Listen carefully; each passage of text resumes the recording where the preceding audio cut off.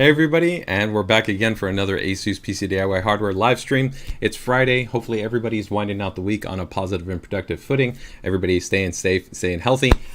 We of course have a good number of pieces to be able to go ahead and jump into this week. Not as many announcements as we had last week, definitely with all the stuff that we had going on with Gamescom, and of course follow-up announcements for AM5, as well as a lot of different new types of product announcements. But we do actually have some cool new products that we're going to be talking about in today's new stream, especially one of my favorite segments, which is going to be actually two new Mini PCs that we have with the PN52 and the PN64. So one actually being for an AMD based system and another one being for an Intel based system. Hey Erica, thanks so much for letting us know that the audio is sounding good. So always happy to have you here on the stream. We're also going to be jumping into, of course, the PCDIY Builder Spotlight. We're going to be expanding on that compared to last week, where we definitely had to cut that a little bit short. I'm so happy about that in that regard. In addition to that, we're also going to, of course, answer any of you guys' questions, comments, whatever it might be that we have popping up in the stream. So let's see who we have joining us here today. We've got, let's see, Nature and Cycling. Hey, so I think first time that I've seen you join us here on the stream. So hello JJ from the UK, happy to have you, from our friends over across the pond. PCs, happy to have you here as well. Fantastic, thank you so much. Hey man, hope you feel better, so take care and take it easy, man. Let's see who else we've got joining us here. Miguel, always happy to have you here on the stream. We've got Michael joining us. A's Jeep is also joining us here. Yes, it's Friday, and I think for a lot of people, they're happy about that. I'm excited about actually some wrestling going on this weekend. If you guys are wrestling fans, we'll see what we got going on. We've got, let's see, Yaku Gaming is joining us. Hey, thanks so much for joining us. And let's see who we got. One other. We got, I think, Tanky Chris, also happy to have you here. And also, always... I never know how to pronounce your name, but I know your icon, so thanks so much for joining us here on the stream as well. And Sue Min, also always happy to have Sue Min here joining us here on the stream. So let's ready to go ahead and jump into it. Hey, Sneff, no, sadly, no PAX West for me. Went ahead, want to be able to stay home, and I had a lot of prep stuff coming, of course, for upcoming product launches and some other things to be able to dive into. I've got an exciting, actually, DDR5 video that I'm working on, and I wanted to also finalize some tests where I know there's always been a lot of questions, and I have a DDR5 Insights post in terms of our PCDIY group, which helps to provide insight in terms of better understanding things like the IMC and DRAM scaling. But I'm very thankful I've had the opportunity to be able to actually get a large number of CPU samples along with a large number of DRAM kits and along with a number of our different board configurations to actually be able to show users, I think, in a real world configuration how actually DDR5 works. So actually we're going to go through a lot of different things. We'll be actually showing what happens when actually memory is bad. So when you actually have faulty memory, how can it affect the post process.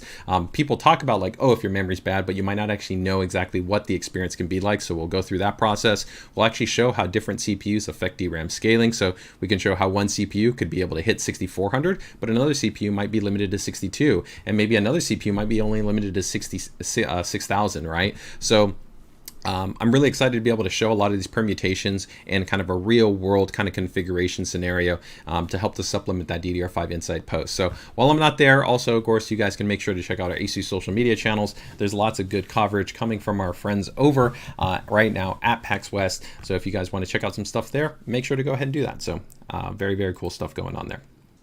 All right, so let's get ready to go ahead and jump into it. So no big updates for today in terms of any UEFI announcements. I may get an actual UEFI update announcement from our team, possibly going into maybe the beginning of the week. And if there is one update that comes in maybe like on Monday, then of course I'll post that in terms of the UEFI BIOS announcement inside of our PCDIY group. As always, if anybody's wondering where those are generally located, they're always under the featured tab announcement. So if you go over to the featured tab, you can click that button and then you can see UEFI BIOS announcements. That has a breakdown of any of those updates that might have been released in about the last 7 to 10 days. And then there's usually like a little bit of an additional breakdown that I provide in terms of guidance on things you want to keep in mind when you're, of course, going to be updating your UEFI BIOS. Okay. All right. So I think we've got some cool partner news that I want to be able to jump into. So let's get ready to go ahead and jump into that. Some cool stuff that I think kind of complements some of the things kind of going on with the industry, some stuff that I just thought some of you might find interesting. So we're going to go ahead and get into these points, and give me a second, just go ahead and bring up our updates right here. So let's see what we got first here. So first one is going to be from our partners. So over our friends over at AlphaCool. So let me go ahead and just get this little screen share going on.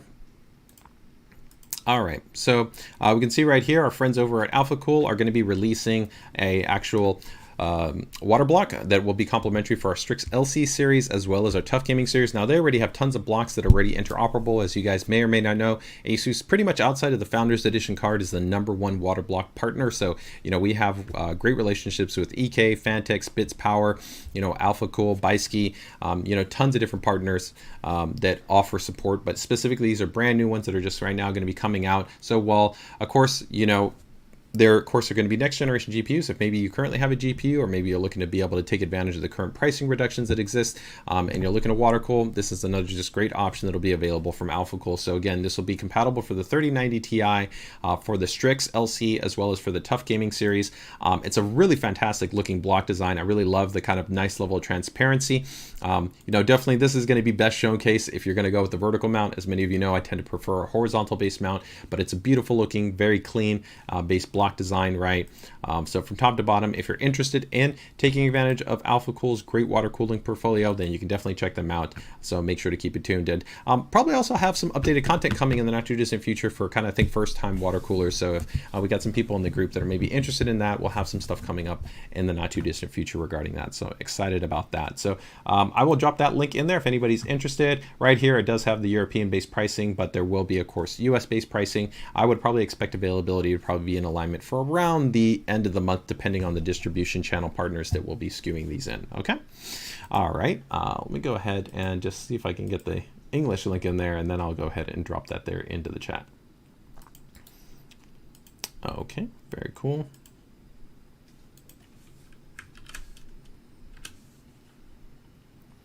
Hey, Daniel, happy to have you here as well. Thanks so much for joining us here on the stream.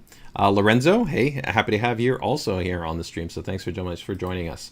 All right, next up, let's see what we've got here. This is just, I think, a little bit of an interesting kind of piece of news. And this is actually going to be from kind of the industry consortium. So from the USB.org, right, or USB-IF. As you guys know, ASUS, right, we're the world's #1 motherboard manufacturer, right? We're, of course, a leading technology manufacturer when it comes to a wide range of different products that enable USB. So when there's new types of USB specifications, we're generally at the forefront at helping to enable and put many of those specifications in things like our motherboards and our mini PCs and our laptops and in so many of other products. And I thought it was really cool because, of course, if you guys didn't see the news, there was a new updated announcement specifically for the next generation version of USB 4, so USB version 2 of USB 4. So I know that there's a lot of complexity in terms of the naming conventions, and it can be a little bit difficult to understand, but I think some of the really cool points that are going to be in this new specification announcement is going to be the support for up to 80 gigabits.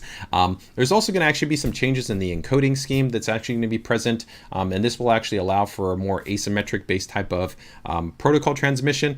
Generally, what this really kind of means is that when we talk about already kind of asymmetric, if we take a look at, let's say, kind of some of our motherboards that already enable USB display alt along with data, you already actually have kind of that type of configuration that's present. And this is kind of being doubled down for the next generation pipeline. And so really it's going to be most beneficial, I think, actually in terms of laptops, where you're just going to be looking for more mixed type of configuration use case scenarios, where you're really going to be maximizing connecting, a display and then having a display connected to maybe a hub or things along those lines. But on the desktop side, of course, you're just really helping to maintain interoperability and compatibility with the current specification, and also enabling, like I said, even higher levels of bandwidth. And so the main benefit with that is, of course, is that if you want more kind of ease and convenience of being able to access high-speed storage without having to facilitate going and putting it directly on your motherboard, then that's going to be a nice option for you. So it's nice to continue to see kind of these evolution-based specifications. So of course, we don't have any products to say right now that are going to be incorporating this specification, but rest assured, as we continue to move forward in the future,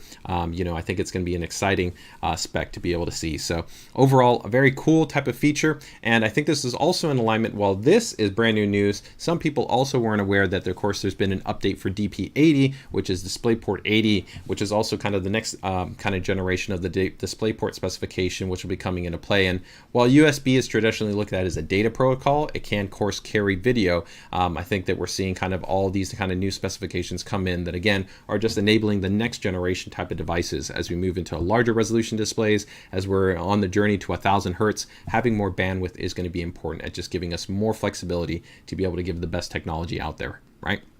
So overall, pretty cool. Alexander's throwing out a question here is, are the prices for Zen 4 main boards still under NDA? Yes, I don't have any MSRP that I can disclose. So if you haven't seen them, Alexander, we have pretty much first look previews right now. And I think all the boards that we've announced, they're on our YouTube channel. You can go ahead and check them out. You can also make sure to go ahead and join us in our PCDIY group. And you can check out the featured announcement post if you have some more questions. If it's generally going to be related to performance or it's going to be related to the pricing, I can't speak to that yet. So you just have to wait for the formal launch, which of course will be coming later on. So just make sure to keep it tuned on that regard, and we'll also have a full dedicated live stream once the embargo lifts that will dive into actually full performance detailing, all the specialized features and functions that align with also performance that we can't discuss right now, as well as kind of a comprehensive breakdown of our entire product portfolio. So make sure to keep it tuned there. All right, very, very cool.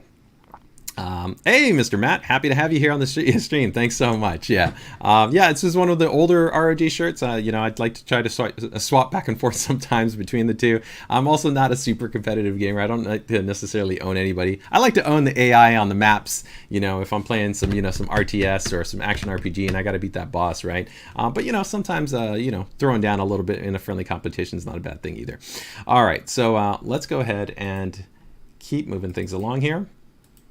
Let's see. This is going to be a little bit of a sidebar update here, and it's not going to be partner news. Actually, let me finish out partner news with, I think, another update, and that will be, of course, as you saw with AMD's announcement for AM5, they did officially, of course, unveil essentially their messaging regarding, of course, AMD Expo, which if you guys are not going to familiar, AMD Expo will be, of course, AMD's specific memory profile specification, which is going to be for the AM5 platform and aligns with DDR5. And there'll definitely be a lot more information regarding this, and rest assured we'll be covering this in a lot more detail as we get closer to the once we actually get to the platform launch. But of course, with us being the #1 validated DDR4 and the #1 validated DDR5 motherboard manufacturer, rest assured we are going to continue our leading commitment to working with all industry partners to be able to make sure that we can offer you a great DDR5 experience.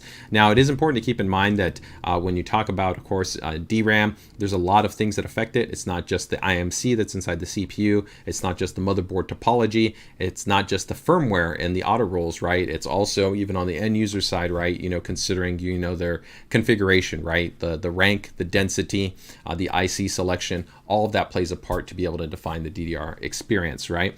But here, it is pretty cool that, of course, you can see that they've gone ahead and confirmed that they will have a Trident Z5 Neo, Trident Z5 Neo here, non-RGB, and then Flare X5. So this is pretty much going to be complementary with what they've already have available on their XMP lineup, right, for right now for like Z690 based systems, and of course for next-gen Intel based systems, which are also going to be utilizing DDR5. So the look overall will pretty much be parity, but of course the main differential will be that support for that Expo profile, which will be enabled within the UEFI. So overall, if you're interested in checking out a little bit more information regarding that, then feel free to do that. But we got you covered. As you can see right there, that's our beautiful ROG Crosshair board. G-Skill is a fantastic partner with us, so rest assured we're going to have a great experience in that regard. All right, we'll go ahead and drop that in the chat if anybody kind of has interest in there. Okay, all right, so last here, it's not a piece of partner news, but it's just a little bit of an update that I wanted to give in terms of, I thought, a software update that some users may have value for. So some people always have questions regarding kind of software or driver updates that we might release for our different types of products. So like, let's say like on a motherboard, and generally the way that we do our validation for our driver set is that there might be a driver that's issued directly by the manufacturer of, let's say, that chipset or that controller, but then it still has to pass our validation, right? And then that's what gets uploaded on the support site. Some manufacturers will release independent drivers that aren't from us directly, but they might have released specifically for their chipset. And so these are referred to as first-party drivers, but they're not our own internal signed drivers. So while I can't make any specification support to say that we've validated this driver, I do try to track these occasionally because sometimes some users may use these drivers and they may potentially benefit from them. Again, if your system is running without any issues, there's no concern for you to go and just use this driver.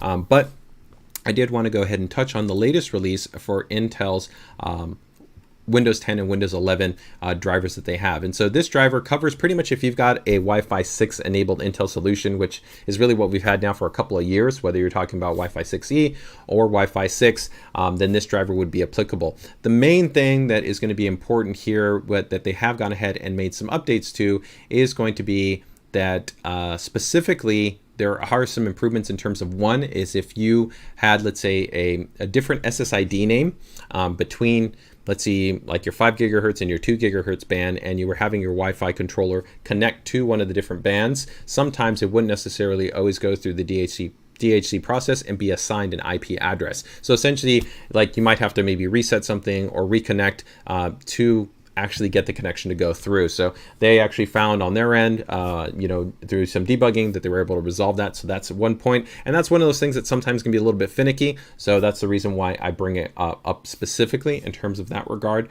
So that can provide a potential value add. And I think that there was one other note. So give me 1 second here. I'm going to go ahead and drop this in the chat. So if anybody wants to go ahead and take advantage of this driver, they can. But give me 1 second here. I think there was one other part to what I thought was interesting here. Yes, so the other one was throughput performance was specifically after resuming from essentially from resuming from hibernation. So when you talk about resuming from hibernation, if you're somebody that puts your system to sleep or it hibernates after a period of time, most times generally the controller should kind of wake back up and then be able to resume to kind of normal performance. In some situations, sometimes the driver, because it helps to manage those power states, maybe it doesn't work the way it's intended to, and essentially it kind of can stay in a low performing power state, and that can affect performance or throughput. So there were some users that were affected by that too. So that is something else that was addressed by this driver update. So if you think that you potentially could benefit from it, go ahead and check out that driver. Again, this is not an ASUS official certified driver. This is from Intel. So just do keep that in mind. All right. I'm going to go ahead and drop that in the chat there.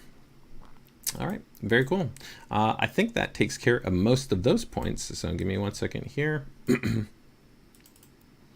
And I'm also going to go ahead and bring up our, I think, last week's giveaway announcement that we also have that I want to go ahead and recap on. So that's going to be from one of our partners. And let me just see if we had any questions that came up right there.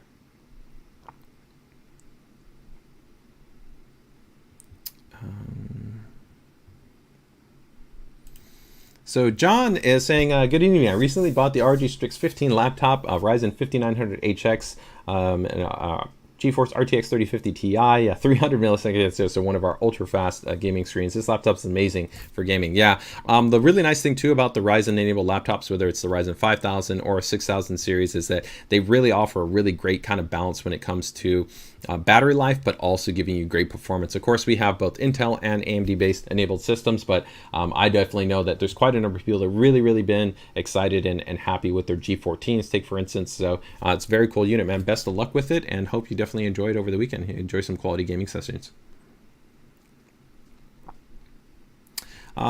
Interesting. So this is a question, is that what is a good chipset temperature? Chipset temperature is actually an interesting kind of topic. I'd have to go double check the Intel data sheet, but you generally shouldn't be concerned. I think the Intel data sheet, the breach point is somewhere, like 105 or something in that range. It's quite high. Chipsets are not anywhere kind of near sensitive in the same way that CPUs are. Although CPUs, realistically, all modern CPUs can really actually have quite a high junction temperature, and of course they have throttling, which helps to go ahead and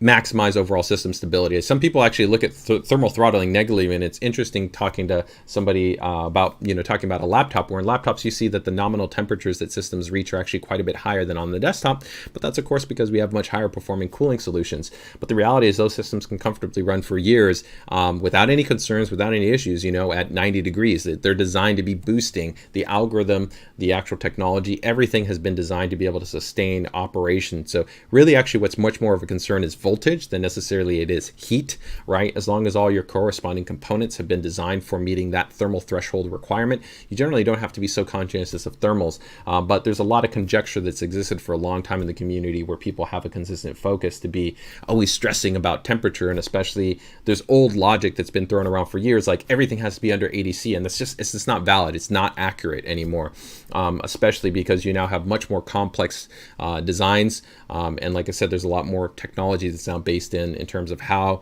CPUs actually, or different types of actually controllers and chipsets actually dynamically will gate from different levels. You also of course have a lot more complexity due to a high number of cores, but in terms of chipset temperature, the reason also why I said it's interesting is because it can be affected by a number of different factors. It can be affected by the heat pulling from your GPU, by your ambient temperature inside your chassis, by the intake airflow, that you have coming in from your system, and then the actual drive. While M.2 is really not that great of a power envelope, you know, especially compared to something like U.2, which offers quite a bit more power headroom compared to M.2, the actual SSDs, when you talk about an SSD, do I have one right here that I can show? I don't have one immediately right here on hand, but if we talk about SSDs, the SSDs themselves have different kind of power envelopes, and different power envelopes will kind of saturate the controller and the PCB and the memory differently, depending on how heavily they're kind of consistently being read or written to, right? And so that can affect, of course, the temperature of the actual chipset. So the more that you kind of heavily hit the bus and the actual drive, it can actually affect the chipset temperature, right? And so what I mean by that is that, like, if you're just doing basic workload, your chipset temperature could actually be lower. But if you're somebody that's maybe like a content creator, your chipset temperature could be higher because you're consistently saturating the bus and you're requiring it to work quite a bit more. So when you ask kind of what that range is, that range could really be variable. I've seen systems that, of course, are much more densely packed and have maybe airflow that could be at one temperature and another one could be at another. But I would say in most situations, you should probably be nominally looking somewhere between, I'd say, about 70 to about probably 85 degrees. That's where you should probably be around in most situations. If you're significantly over that, it could be maybe that you have a lack of airflow. Maybe something's not completely seated, but I would generally say you should be at or around that kind of range. Okay. Hopefully that helps to answer your question. Okay. All right. So Evo, chipset can reach. So the chipset generally won't reach that hot. Usually, you know, getting into like 100 C is usually going to be that maybe there's like a not contact with the heatsink that's making contact with the chipset. Or like I said, maybe you have excessive heat pooling. So like maybe you're running like a dual GPU configuration or something like that, and both GPUs are putting a lot of heat into that area. That could potentially cause something like that you would breach into that. In most situations though, even with like a high spec PCIe Gen 4, you would probably, even with not that great of airflow, still be somewhere, I'd say, about maybe the mid 80s to maybe high 80s. You could even be maybe in the low 90s, but most users with a good kind of setup, reasonable airflow, reasonable ambient temperature should be somewhere between about 70s to about mid 80s in terms of your kind of chipset temperature. Okay. All right. All right, so let me go ahead and keep moving things along here. Like I said, I wanted to go ahead and touch on, let's say, 2 items right here. So give me a second to go ahead and load this up here. And do I have the link for it? Hopefully I have the link for it here.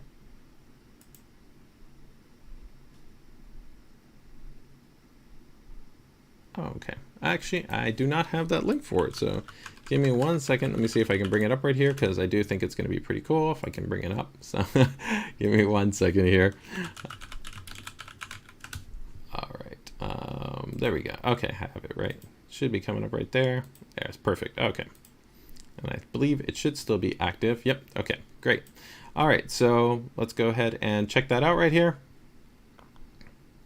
So this is going to be one of our active giveaways. So this is a giveaway that we have going on right here with our friends over at Digital Storm. So we went ahead and set up some pretty sweet hardware. So they've got actually a Maximus Z690 formula board and an ROG Strix White Edition based graphics card. That all came together in a very cool based build that you can see right here. It's got a really cool just overall design aesthetic. It's in their course Velox X. They even actually painted the interior chamber to have it be white, so it pops a little bit more and really complements the look and feel of the motherboard and the graphics card. And of course, it's all water cooled to be able to give you great thermal performance. So I think it's a really, really cool, sweet build, and you have the opportunity to win it. And you can see right there too, that's the other thing. We're going to be giving it away alongside with that VG27A, which is one of our 1440p gaming monitors right there. So that's a awesome combo right there. So let's go ahead and bring up the actual page. And I would recommend you guys, if you're in North America, actually, I believe it's United States only, not Canada. So sorry, not North America. The US only. You've got 3 days left right here, but you can enter in. You can see pretty nice set of specs. So Core i9 12900K, a 3080, 32 gigabytes of DDR5 memory, our Formula Series motherboard, 850 watt Strix power supply, 1 terabyte M.2 SSD, Windows 11, and of course that custom water cooled and that customized chassis from Digital Storm. So I think it's an awesome build. Take advantage of it, get in on it. If you're looking for a cool opportunity, I think it's a pretty sweet giveaway. So let me go ahead and drop that in the chat.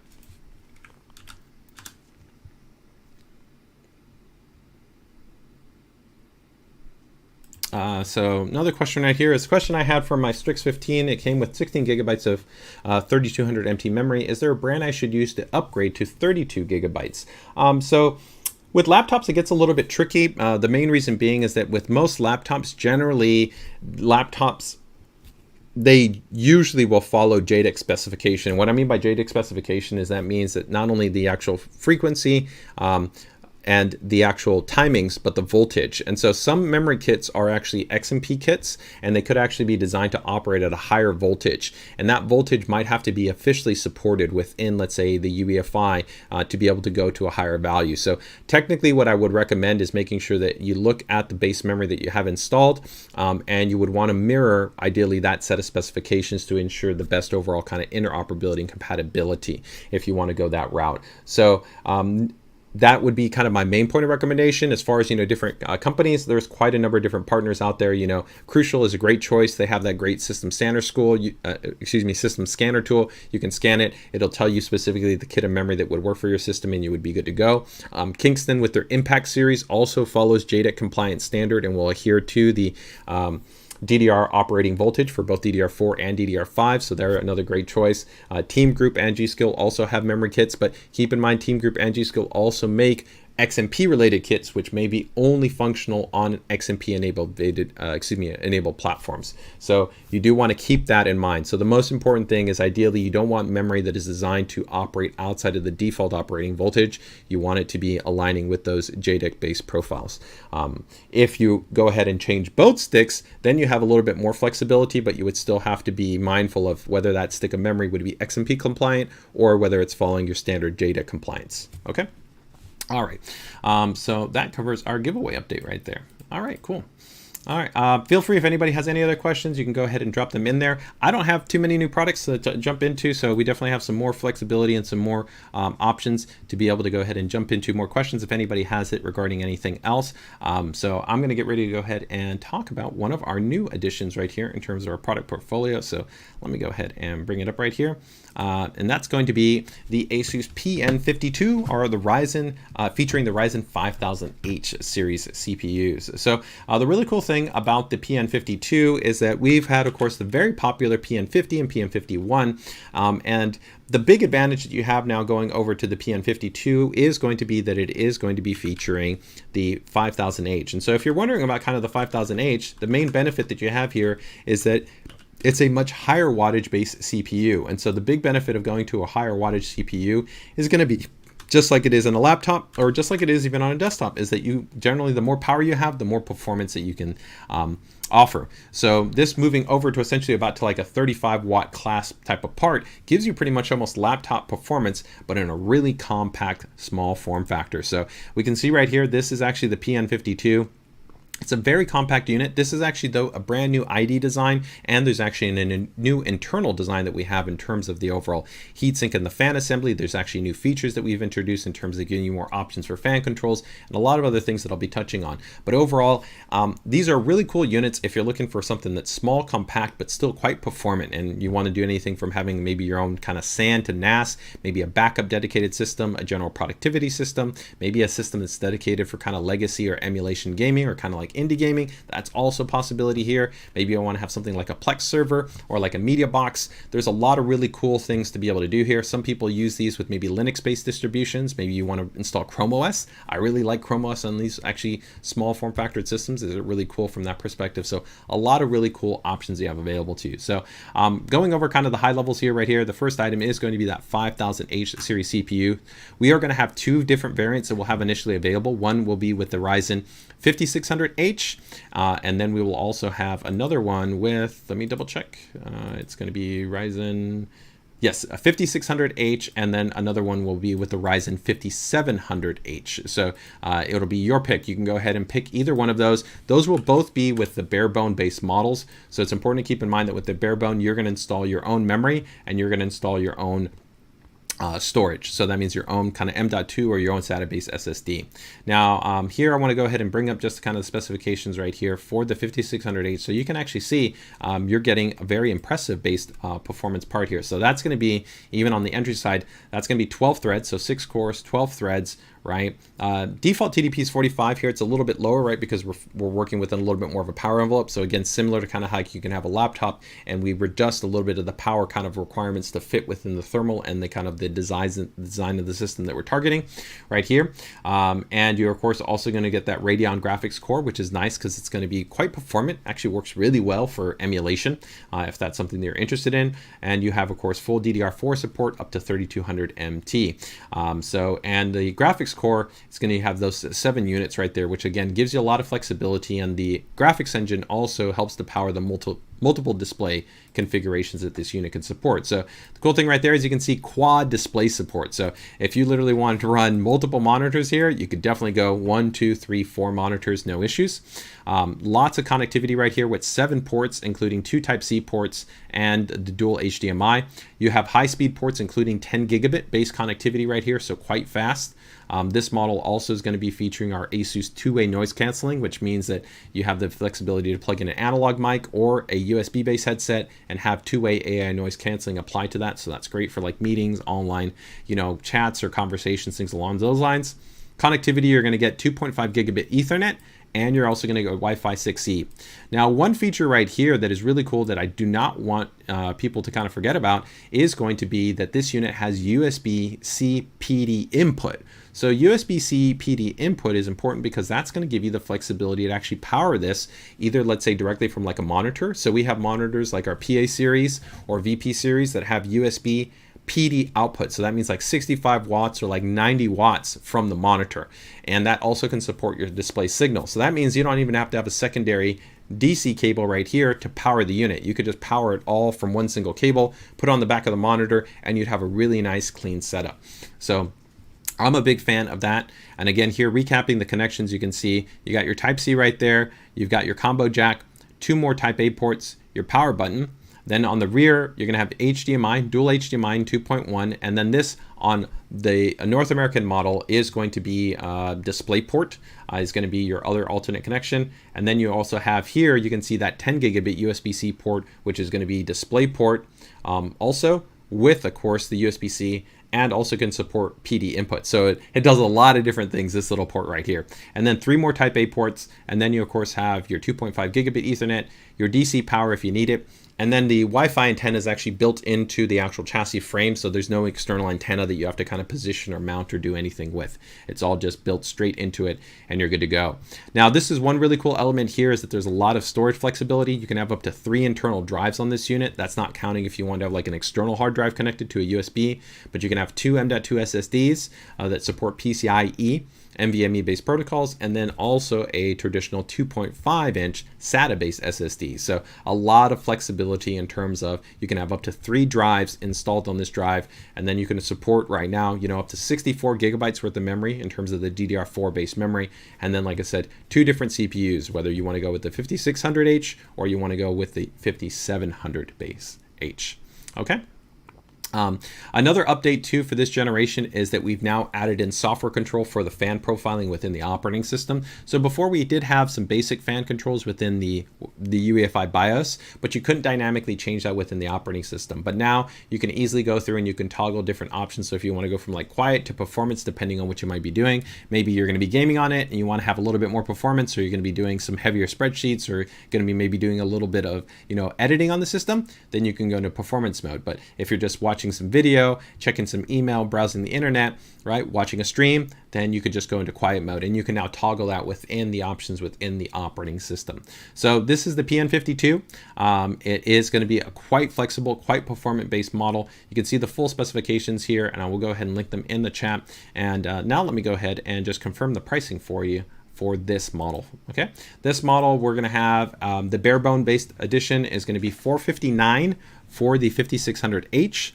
And again, that means that you install your own operating system. We do have actually support for Linux distributions here. So we do actually use testing with Linux if you want to install something like Ubuntu. And then you would install your own memory and you would install your own SSD. And then the 5700H, similarly, same thing. It's 5700H, pick your operating system, pick your storage drive, and then pick your memory. Okay, so let me go ahead and leave this link in the chat for the PN52. And I don't believe I noted it there, but this model does also give you VESA mount support. So if you do want to be able to go ahead and mount this directly on the back of a monitor, you do have that flexibility. Let me go ahead and see if I think I have an image right here for that one. So give me 1 second here. Yeah, so this is actually going to be for the PN64, but the internals are very similar. So let me actually go ahead and just bring this up right here so I can kind of show you. But this is the actual internal body, so very easy to be able to go ahead and access. So there's just 4 screws. You can remove those 4 screws. You can pull off the top shell to be able to access the inside. You'll be good to go. And then you can access your DIMMs, you can access your SSDs, and you're good to go. The only thing you want to be careful of is that there's a small little ribbon cable right here, so that when you pull off that top shell, you don't want to pull too aggressively on it because you don't want to rip that ribbon cable. But otherwise, it's very simple and easy to work with. And here we do include this nice VESA mount design right here, so that allows you to go ahead and lock the actual mini PC into place and mount it directly on the, they say, I guess was noting earlier, on the back of a monitor. So you have the flexibility. You can go with a more traditional kind of setup and just put it on your desk, or you can put it in a little cubby or a corner, or you can put it on the back of a monitor. All right, so let's get ready to go ahead and jump into the PN64. All right, so let me go ahead and just see if we had any questions on the PN52.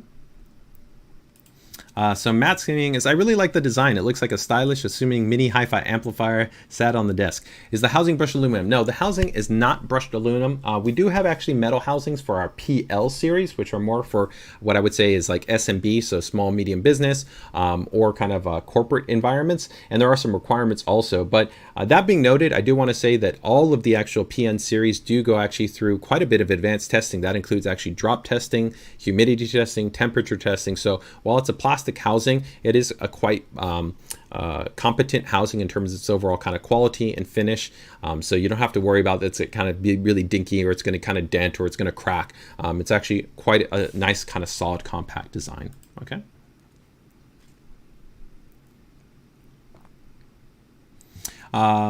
PN51, so yeah, yes, if you had the PN51 and you actually, oh cool, you actually upgraded to that ASCA enclosure case, the thermal solution is quite different. So the PN51 was using an older generational design and also a lower performing chipset configuration in terms of the actual power output. So here in the PN52 as well as in the PN64, the thermal solution is actually quite a bit larger. It's I would probably almost say it's almost like 2.5 times larger, and there's actually quite a bit of a larger heatsink assembly and the fan assembly that actually integrates within it. So there's quite a bit more mass. So from a thermal standpoint, it's a considerable upgrade, but it's been in alignment because we're of course stepping up to a much higher performing part.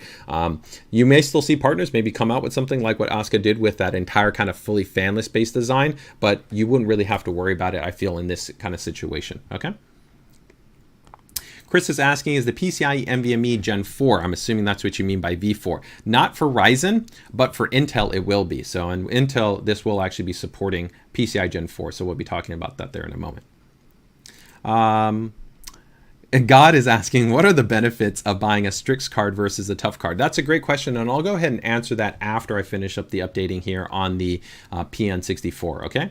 And Paskowitz, I believe I already answered this in the prior stream, but any updates on the 1600 and 1200 watt? We should be having more news at the very end of this month for the release availability for the upcoming Thor models for both the 1600 watt and the 1200 watt. I believe first the actually 1600 watt should be coming out before the 1200 watt. Okay, but I'll have an announcement once we get closer to that. So let's go ahead and now get ready to go into the PN64. So the PN64 is quite interesting because it really is leveraging even more advanced kind of technology. So the PN63 is also a fairly recent update, and it was already kind of really pushing the envelope because the PN64 gave you 11th gen with support for even up to Intel Xe graphics, DDR4, and PCIe Gen 4. So it was already one of the most kind of high performance and really best spec'd mini PCs that you could get. get. And it actually also had a new internal fan design, which even included actually a special dust chamber, which kind of helped to isolate kind of dust and particles and buildup on the inside. But the PN64, like I said, just like the PN52, they share the same housing and the same new thermal ID design that we've gone ahead and incorporated in there.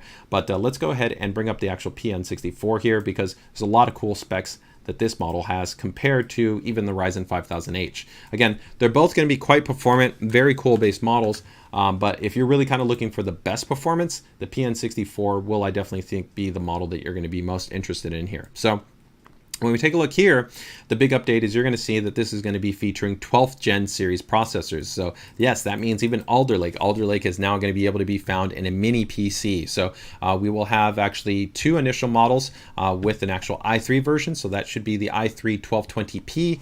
And then we'll have an i5 version, which would be the 12500H. And on the higher end configuration, you will have even support for XE based graphics. And so the XE graphics are quite impressive in terms of their performance. Very competitive with the Radeon based graphics. Plus you also get a little bit maybe of a more advanced media engine, because you're going to still have support for like quick syncs, and you're also going to have things like AV1 support that will be present in the XE based graphics engine that you have there. The big one though is going to be, I think, these two right here, which is going to be this unit is going to be featuring DDR5 based SODIMMs. An advantage that you have specifically in mini PCs is that if you decide to go for a little bit more cost practical configuration, a lot of people have had a lot of conjecture about DDR5 being less efficient or not as performant as DDR4. And the reality is it's actually not true at all. You have to always measure memory ideally from a parity perspective. And if you base the 3200 MT JEDEC standard versus the DDR5 4800 JEDEC standard, that is official max spec to max spec, no overclock, no changing to timings, just pure standard to standard specifications. In every scenario, DDR5 will win. It's going to offer more bandwidth. It offers actually lower total endpoint latency, and it offers quite a number of different improvements. It only becomes much more variable when you start to bring in like overclocking or performance tuning kits, which on the desktop side are entirely valid. But part of the reason why this conversation hasn't even existed on the laptop side, and when you look at generation to generation, nobody wants DDR4 in laptops, is because DDR5 is more efficient. It has actually more bandwidth, and it operates at a lower voltage. To even be able to get tight timings on DDR4, you have to pump up voltage to very high levels. You got to be going at 1.45, even 1.5 volts, right? You would never want to do that in a laptop because it would just be taking away battery. Another key spec, though, is also going to be same bank refresh as well as the burst length. Both of those being incorporated on DDR5 allow actually DDR5, even with a single DIMM, to almost have about the parity performance of what you used to have by doing two DIMMs and operating in dual channel. Now you still get the best performance possible by running in quote unquote two DIMMs in dual channel, but because of these improvements that DDR5 have implemented, it allows actually, and we can see this in laptops, even laptops that right now ship with DDR5 and they only have one DIMM installed, they don't have a performance penalty the same way that they did in DDR4 based system configurations. And that really actually shows how the efficiency and the overall technology is quite a bit superior to DDR4. So this is exciting for mini PC, because if maybe you only want to go with like 8 gigabytes, you don't really feel that you're going to be limiting the performance. So it just comes down to what you want. Of course, this unit does support two DIMMs, so you can run 18 gigabytes, you could run 16 gigabytes, you can run 64 gigabytes. It doesn't really matter, it's up to you. But you do have support here for DDR5, 4800 MT, 1.2 volt base memory.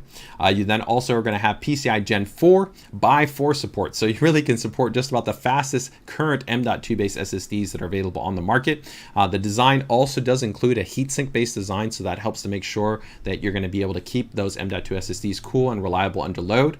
You have 4 displays that will be supported on this unit, so that's quite flexible. You also get that USB PD power input that we talked about previously, so you can have one single cable to pass the data and also be able to power the units, and you have Wi-Fi 6 along with that 2.5 gigabit Ethernet on board. So very, very cool in terms of this unit's kind of features and functionality. And like I said, from a performance perspective, Alder Lake is really, really impressive, especially for things like desktop browsing performance. A lot of people, even kind of when reviewing it more so on the desktop side, didn't even talk about actually the rendering performance for desktop processing.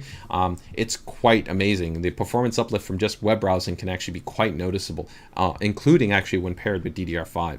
But let's go ahead and just take a closer look here at the shell of the body. So you can see right here, HDMI, DP. You've got that 10 gigabit port right there. You've got that Type A port, and then 2.5 gigabits, and again, that internal Wi-Fi, which also does support Bluetooth. Okay. And you'll see right there a lot of the venting and hashing that we have kind of built in right there. So there's kind of almost like a full kind of design there so from the left, the right, and the rear, you get actually good intake and exhaust airflow. So again, even if you're putting it in a more kind of cramped space, you can still feel comfortable and confident in terms of its overall thermal dissipation requirements. And this model will still also feature, similarly like what I talked about earlier, the new advanced controls that we have within the UEFI and in the operating system to give you more flexibility for managing kind of quiet to performance depending on the fan profile. Okay, so that will be the PN64. So again, two very, very cool units that you're looking for if you're interested in a mini PC. Let me go ahead and bring up the confirmed pricing that I have here for these models, and also go ahead and make sure to double check in the chat if we got any questions. So for the, let's see here, for the 1220p, so that will be the i3 based version. i3 based version is going to be $369, and then for the 12500H, that will be $469. So again, $369 for the i3 version, and then $469 for the i5 version. And then we will also have system models. System models mean that we will also sell them essentially with memory and operating system and storage. So I think in both the system models, they come with 8 gigabytes, and then it just changes the SSD configuration. So I think one is 256 and then the other one's like 512 gigabytes. And then they both come included with a copy of Windows that's also installed. And so respectively, then that would either be $699 or $920, depending on, again, that configuration. And to give you just an example here of the performance that you could kind of expect from, let's say, something like the 12500H, right? Keep in mind that's 18 megahertz cache up to 4.5 gigahertz in terms of the boosted clock speeds, right? And you're going to have your 4 P cores, you're going to have your 8 E cores. Your total thread count there is 16 threads, right? And you can see quite performant in terms of that peak 4.5 gigahertz, right, that's available to you. So it's actually quite impressive. And then, like I said, this can support the graphics XE based engine. So that gives you a lot of flexibility to easily be able to support high resolution or ultra wide based displays if you want to be able to go that. And as I noted also earlier, you have the multi-format codec engines, and you also have the quick sync video that's also present on here as well. So a lot of flexibility here in terms of its overall kind of features and functionality. All right, so let me see right there. Let me just see right here.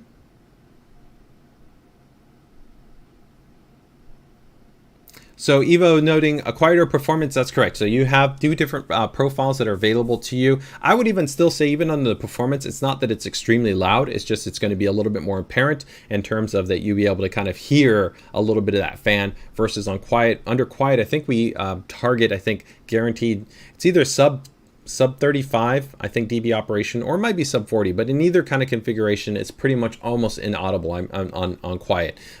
Under performance, it would just be, I'd say, moderately audible. So it's not going to be like super loud, and definitely, even compared to a laptop would be louder. So it's going to be, I think, an entirely usable scenario, even if you don't have like headphones or speakers or anything like that. But again, if you're looking for the best performance, there'll be an option that you can toggle the fans to be able to make sure that you're getting better thermal dissipation. And if you want to prioritize quieter operation, then you can toggle back, right?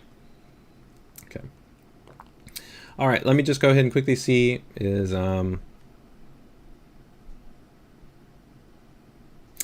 Louise is saying, I would love to see 7000 series. I don't know. Energy efficiency, if you haven't seen, is actually very impressive right now, actually, with the 5000H. And we have already confirmed that we will have a 6000 variant. So 6000 is actually very impressive. That's what's used in the latest generation of the, like, take for instance, the G14. Very, very impressive, actually, performance per watt. And those units will be coming out later, and those one will also be finally making the update to also for AMD to be able to support I believe PCIe Gen 4 and then also DDR5, but that will be at a later date in terms of availability, okay?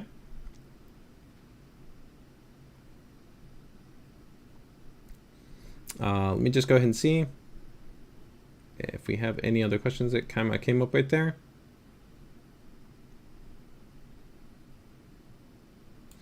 PN52, yes, as I noted, that's going to be PCIe Gen 3, not PCIe Gen 4. If you want PCIe Gen 4, then you would want to go with the PN64 or the PN63.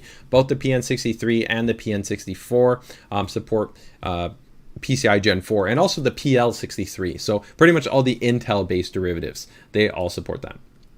Sadiq is asking, what is the cooler? The cooler on the behind. Are you asking about this one, Sadiq? If you're asking about this, this is the Radeon 2. So that's kind of our current flagship gaming AIO. It's a 3.5-inch display. So you can go ahead and either use the integrated Army Crate software and have customized stat panels where you can have up to 4 data points that are displayed on there, or you can use AIDA64 and create your own custom infographic based displays, or you can of course put your own GIFs or animations or stills in there as well. So that's entirely up to you as far as your choice. Okay. Oh, and I think I did forget. I know that I noted on the PN64, right, that the PN52 had up to 3 drives. The PN64 is less. The PN64 supports a 2-drive configuration. So you can have one M.2 based SSD and then one SATA based SSD. So the configuration is a little bit different in that regard. Okay. All right, so that pretty much covers us for that. So if there's any other questions, feel free and let me know. Warranty, oh, okay, sure. Yes, in North America, it's a 3-year warranty. So that is actually a bit better than what you would find on sometimes the other, I would say more non-branded, I'd say mini PCs that sometimes exist in the market. Some of the others on mini PCs might have like a 6-month or maybe only a 1-year warranty. So we do offer a longer warranty than I would say you'd see traditionally on many of these units. Okay. Okay, very cool. So if anybody has any other questions regarding any of those, feel free and let me know, and I will definitely do my best to go ahead and jump into those points and cover them if you're interested. Okay. And beyond that, that pretty much covers everything that I wanted to be able to touch on in terms of new product introductions. So I think that we did have a question regarding the difference kind of between tough gaming cards and between ROG Strix cards. So we have covered this in the past in some of our other launch live streams, but to be, I guess be able to go ahead and give you the main points. What are the design differentials, right? So here I've got a tough gaming graphics card. This one right here is our 3070. Now, if you were to compare this to, let's say, the ROG Strix, where are they going to differ? So they're going to differ in a few different ways. Oh, got the link. Yes, let me make sure I dropped the link in there. PN64, right? Yes, I will drop that in there. Thank you for letting me know that. And in terms of availability, we should be expecting both of these to hit channel availability hopefully before the end of the month, okay? So probably in about the next 2 to 3 weeks, you should start to see them pop up online in terms of overall availability, okay? So in terms of the differences you're gonna have here is that the first one is going to be what's called TGP or TBP, so total graphics power or total board power. So when you talk actually about a graphics card, similarly to how we just talked about kind of GPUs, having a certain amount of, well, CPUs or GPUs have a certain amount of power provided to them, like in a laptop, we can have actually a similar thing that happens on a desktop-based graphics card. So NVIDIA defines a certain type of power, let's say, requirement for stock operation. And so this is going to be the power envelope that would be defined, take for instance, like on a Founders Edition graphics card.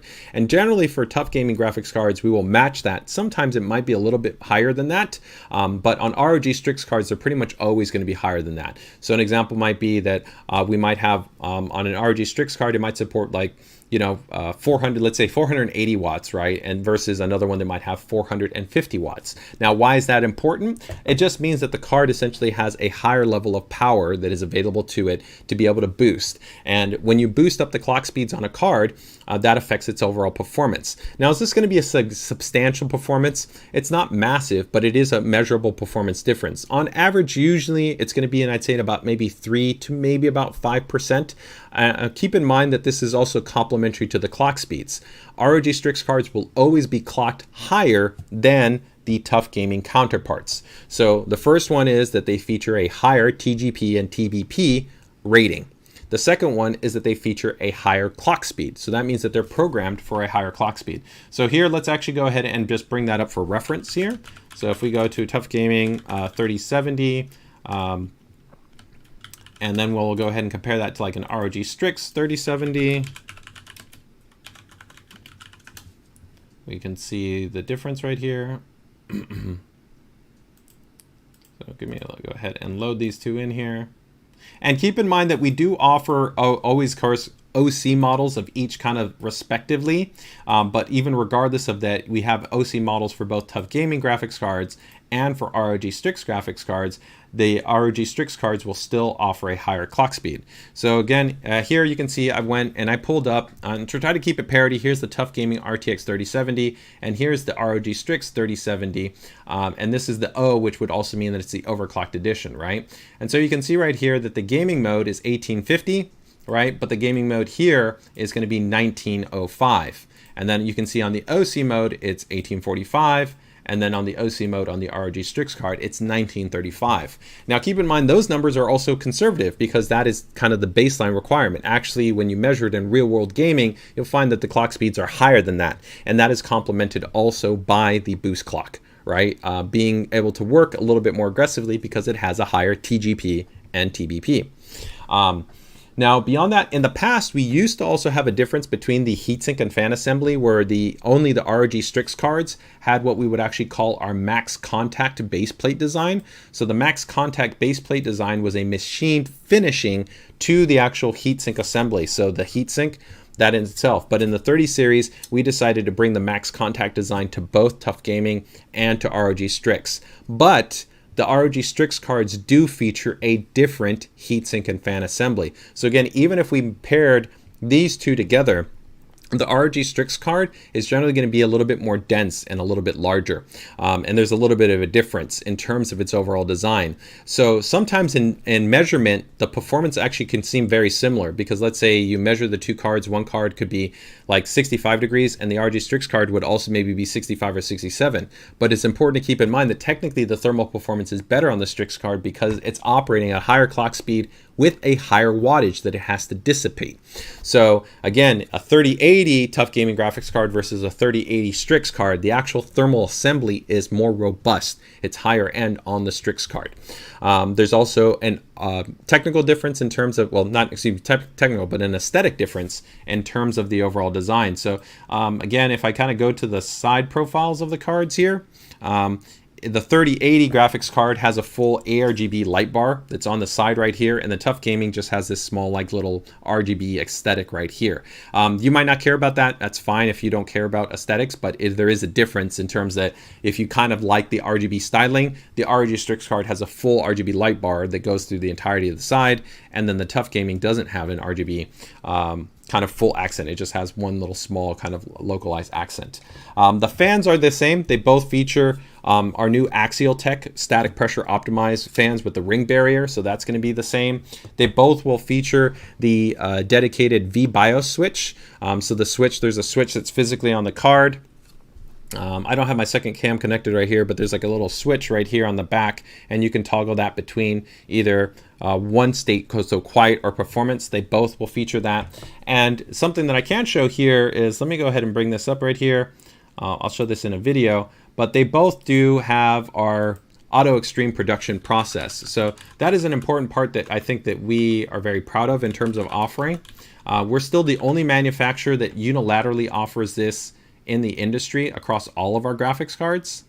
So it doesn't matter, again, whether you buy like the $150 graphics card or the $1,300 graphics card that we manufacture, but all of them are produced using this SMT production process. So this was a process that we uniformly put in that is more accurate and consistent in terms of putting in all your surface mounted components and then going through the validation process. There's also actually some differences in terms of actually the flux application, where we actually remove a layer of a certain application. That one is it's more environmentally friendly, but it also helps us to actually maximize even signal integrity on there.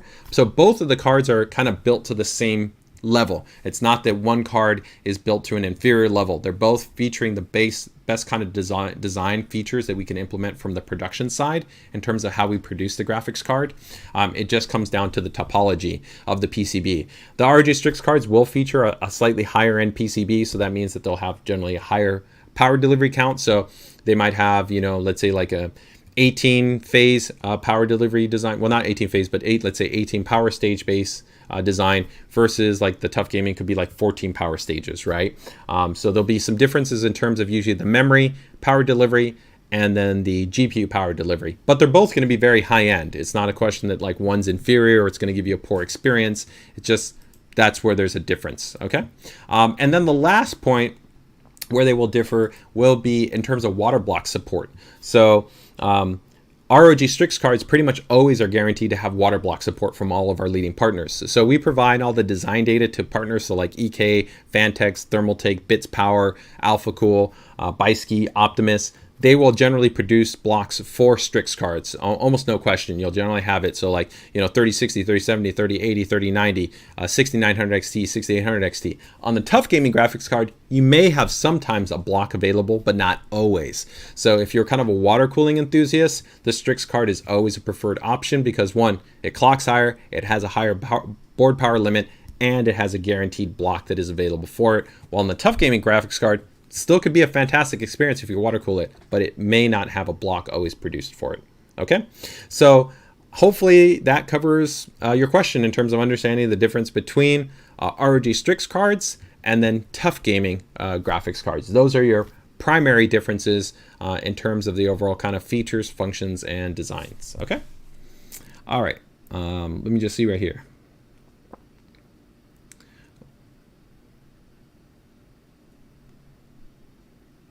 A's Jeep, I'm not sure what your question is there. If you want to maybe clarify for me a little bit, I can try to see if I can answer that question a little bit more specifically. But the USB-C that is on certain GPUs is specifically only for display out kind of purposes that NVIDIA implemented, and is predominantly really kind of for VR-based purposes. So unless you're using it for its intended purpose, it doesn't work like the same type of USB-C port that you're going to have on another type of device. So just keep that in mind, okay?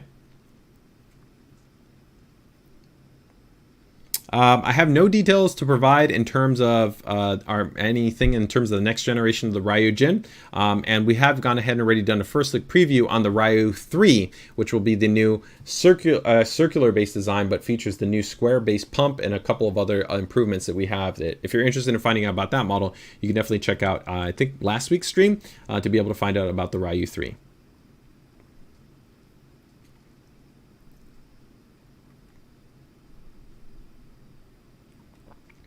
I'm just going to see there if there's any other questions today.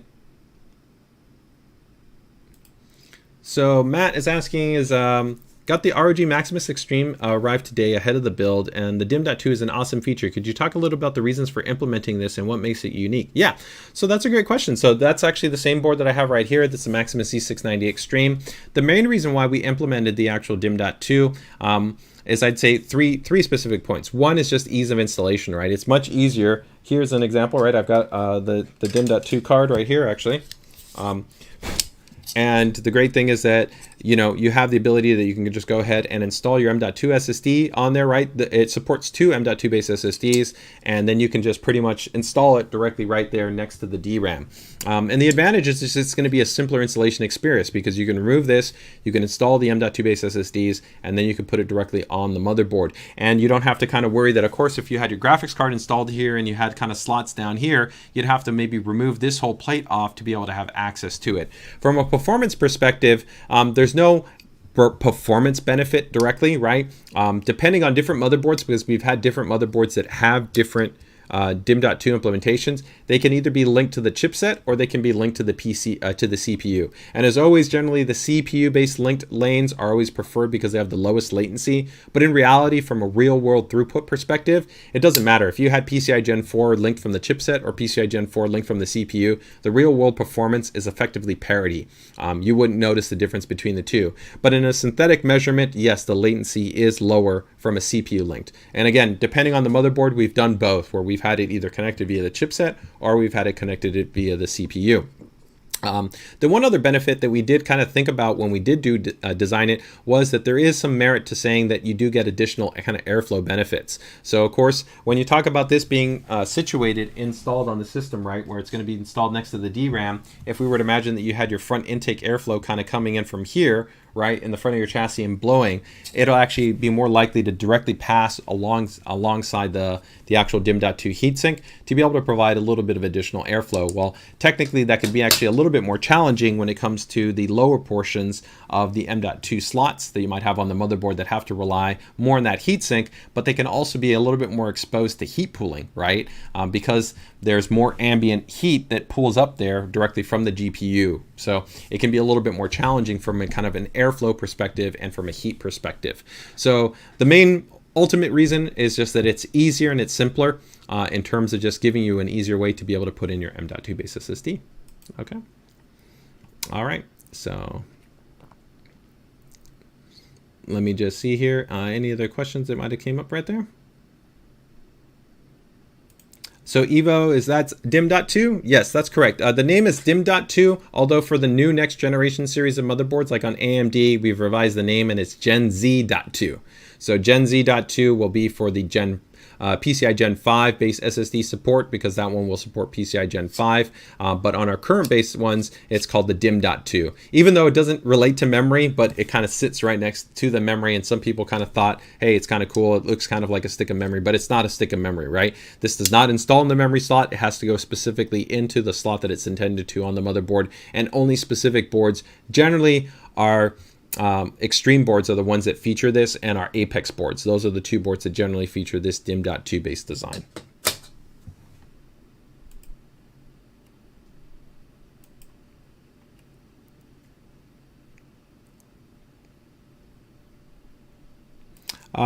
So how many you can have? Yes, the DIMM.2 will support 2. So I haven't removed the other side of the heatsink, so you can put one on one side and then there would be another on the other side. So you can support 2 drives that are available to you, right? And then of course, if you wanted to go to more drives, you would use something like our Hyper M.2 expansion card, right? Which has come with some of like our higher end boards like the WRX80 Sage and stuff like that, right? So let me see if I have an image of that one. So some of our boards come with like a version of this card, right? But they might only have like 1 or 2 slots. So like take for instance, this is the one that comes with the Formula motherboard. But then we of course have the 4 slot based version of that card. So let me see if I bring that one up. And we're gonna get ready here in a little bit to jump into the PCDIY Builder Spotlight. And actually, this was a great example because H2O Computers, who's sometimes here on the stream, he's got a great habit of actually using these cards a lot of the times in his build. But this would be another alternate option, right? If you wanted to really go kind of crazy and you wanted to put more, where you can put, of course, 4 M.2 based SSDs, and you would install that into a slot. Although you have to make sure that the motherboard supports PCI bifurcation for it to be able to correctly support this. Okay. All right. Okay, very, very cool. I think that answers everything there. If anybody has any other questions, feel free to go ahead and let me know. If not, we're going to get ready to jump into the PCDIY Builder Spotlight. All right. Should I buy an M.2 card? So I'm assuming if you're referring like, should I buy an M.2 SSD? Unquestionably, I think one of the best upgrades you can make on a system is a fast PCIe NVMe based SSD. Personally, my favorite is still Optane, which you can't generally get Optane M.2 based SSDs. You can only get them through U.2. I still think that they're the best in terms of the overall performance. If you really care about performance, not just sequential numbers. A lot of people just get fixed on sequential numbers, and Optane offers significantly better performance than even the best Gen 4 based drives. But if you're looking for a fast, overall experience to be able to have a great, performance system that boots up quickly, installs applications, installs your patches, and overall has just a snappy experience to it, yeah, upgrade to a PCIe Gen 3 or PCIe Gen 4 M.2 SSD, and you're going to have a really happy experience when it comes about using your system. JY is asking, when will the AM5 motherboards be available? In the not too distant future. So make sure towards the very end of the month, you'll see more information regarding kind of the launch and availability for the AM5 platform. Okay. All right. So let me go ahead and bring up here. So we had some builds that we didn't get to last week's stream that I'm probably going to be able to touch on. And then, of course, we've got builds that got submitted in here. And either which way, if you guys have never been part of our PCDIY Builder Spotlight, I strongly recommend make sure to go ahead and join our ASUS PCDIY group. Submit your build so that it can be featured on the actual stream, as well as has the opportunity to actually be shown on our social media channels. So we've got quite a number of builds here. So I'm going to dive in to see how many we can actually get into for this week. And we will definitely go from there. So let's go ahead and I don't even know where to start. We've got so many cool builds this week. So I'm going to go with, let's start it off strong. Let's go with a little bit kind of like of a mod kind of build. It's a little bit in between. So let's go with this one here. All right. All right, this is going to be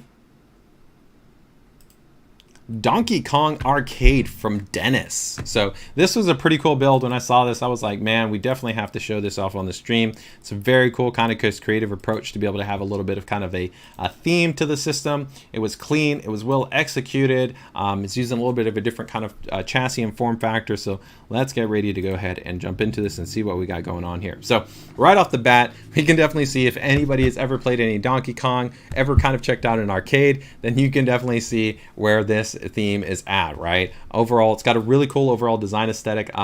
He's got, of course, that Thermaltake vertically oriented chassis, which kind of already gives it a little bit kind of that more arcade kind of cabinet type feel, which I think is really, really cool.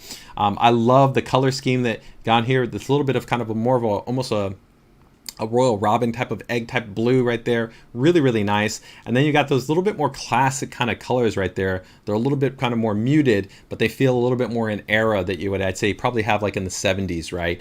So they feel kind of really nice in terms of this kind of overall look and feel right here. You can see, of course, it's a water-cooled system. So we take a closer look in there right there. You've got a little bit more kind of that cabinet type of vibe, kind of showing you that you're kind of seeing a game being played. And then some nice work there running, of course, all the tubing.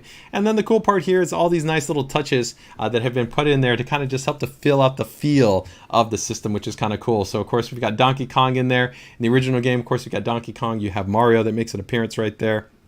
So, overall, I think a really cool, just kind of fun and playful approach that's been done in here, but a really kind of just nice, clean, consistent level in terms of the overall execution and finish that's present there, right? And so I give a lot of credit there in terms of the overall kind of execution. So I thought just overall look and feel was definitely on point. The theme was on point. And of course, you got that at the heart of the system, a beautiful, of course, ROG board that's in there. So let's go ahead and continue the tour here. As we look through the sides, you can see that there's a little bit detail that's also been put throughout the entirety. It wasn't just in the front. We can see also here on the back. You can see just a little bit of a spotlight right there and a little bit of the overspray, right? But overall, paint job is really nicely done on this as well, because I don't believe that this Thermaltake chassis comes in this color. I'm pretty sure that they had to prime it and they had to paint it, right? And I'm wondering where they got the stickers or the vinyls on here, because those are pretty cool too, and they definitely help to kind of round out the theme.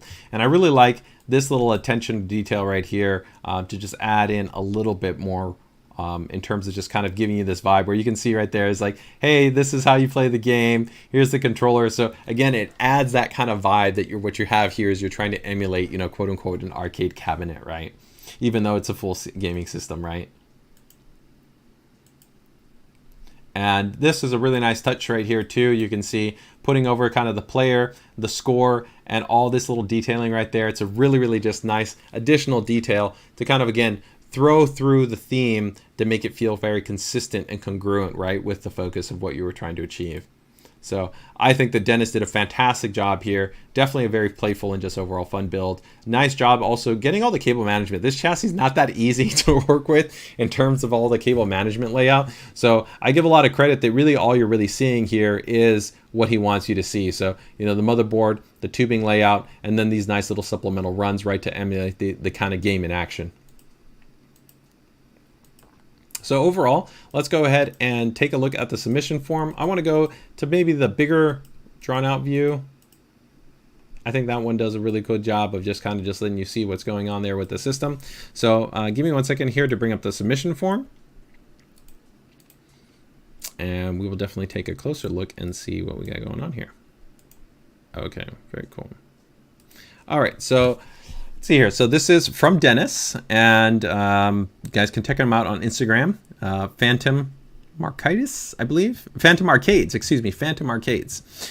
Wow, this was actually his first build. So congrats. That's very cool, man. For a first build, that's actually a little bit of an undertaking challenge in terms of actually working within this chassis itself, right? The hard line is not that complicated because we don't have crazy bends kind of going on in here, but still, you know, hardline is not the friendliest in terms of just doing on your first build. So I applaud him in terms of actually taking it on and wanting to implement it within his first build, and then also doing it within this chassis, which is not the easiest chassis to work within as well.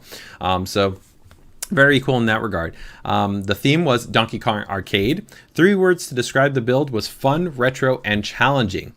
There was no name that he has for the build, so if anybody has any thoughts on what it should be called, drop it into the chat. Let's see what you guys think in terms of the name of the system. In terms of the core components right here, we've got a Maximus 12 Hero as far as the core of the motherboard. Then he's also actually powering this with an ROG Thor 850 watt power supply, and then Cable Matters Blue cables that are going to be present in there. He's got a Core i9 10900 base processor in there. He's also got a 3080 Ti, which of course is water cooled in there. And then he's running, looks like 32 gigabytes of memory, Crucial Ballistic Max. And then a 500 gigabyte PCIe NVMe M.2 SSD running Windows 11. And then he has a secondary 970 EVO 2 terabyte PCIe NVMe M.2 SSD. And then that's all powered in terms of cooled from the cooling. For the powering the cooling system is 2 Corsair Hydra X water cooling loops that he has present in there. Overall budget altogether was roughly about $4,000, and he bought the GPU at the height of the demand, so it was way overpriced. So of course, if he was to respec that out right now, he definitely would be able to have a lower price point. And again, if anybody's looking to get a graphics card right now, especially for something like in the 3080, 3090, 3070, the pricing is fantastic, so definitely consider it. What aspect of the build are you most proud of? The decals for the front control panel, marquee, and the instruction card. My wife designed and printed it and laminated them and applied them. Oh, that's so awesome, because I was saying I wonder where you were able to get those. So that's really cool. They look literally, you know, like original, you know, type of design. So very, very cool. And big thumbs up to just your wife. She did a fantastic job in terms of the design, the printing, the lamination, and the application. They really do look great. Is there anything that they would like to change about the build? Is maybe using a different red coolant so it stood out more. Actually thinking about mixing it with a white cloud coolant to give it more of a pinkish color to better match the game color. I think that could be interesting. I think for me personally, I get where you're coming from. I think I would have maybe considered maybe like a pastel, right? Or just going with a pure opaque. The pastels would look really clean and bright, and I think over time that's going to best work well with the nice color that you have right here with these kind of blues and the blacks, is just having a nice clean pastel, whether that's going to be white or whether it's going to be red or something like that. You know, but you know, from a maintenance perspective, if all you went here is with distilled water and just maybe a dye, this is definitely going to be the best in terms of overall stability to the loop and ease of maintenance. But definitely I could see where you're coming from in that regard.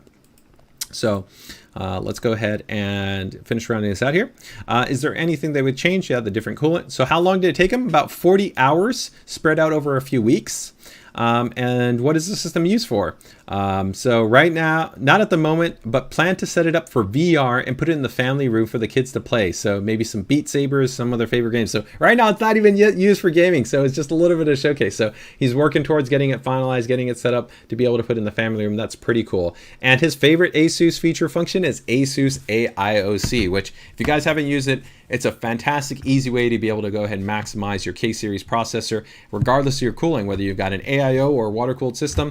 It'll monitor the temperatures, automatically make those clock adjustments effectively, efficiently, and easily for you, and you're good to go. Well, Dennis, especially for your first build, you did a fantastic job. Overall, very, very cool. So let's go ahead and get ready to go into our next build right here. Let's see right here. So Expando Dongo is one of the names that somebody threw out right there. Let me see right here. Oh, I like that name, ROMs and stuff. That's kind of cool. That could be kind of cool. Miguel Santana gives us for the first build. This thing's like he's been doing it for a long time. I definitely agree. Overall, very, very cool. Nicely done. Michael, a great member of our community here, always likes to throw up some comedic posts. He says, the beloved plumber was first created for the 1981 arcade version of Donkey Kong. However, he didn't receive his name until the game's follow-up, Donkey Kong Jr., right? Fun fact, there we go. So Andy throws out the name, the Blue Kong. Okay, I like that one too, right? All right, very, very cool. So Michael also gives you a well done for your first build. Overall, great job, very cool build. So let's get ready to go ahead and jump into our next PCDIY Builder Spotlight here. All right, we're gonna go into, let's go like entirely just other end of the spectrum right here. And we're gonna go with, what do we got here? Flashbang, okay. So this is gonna be from Darren. Okay, let me go ahead and get this loaded up here.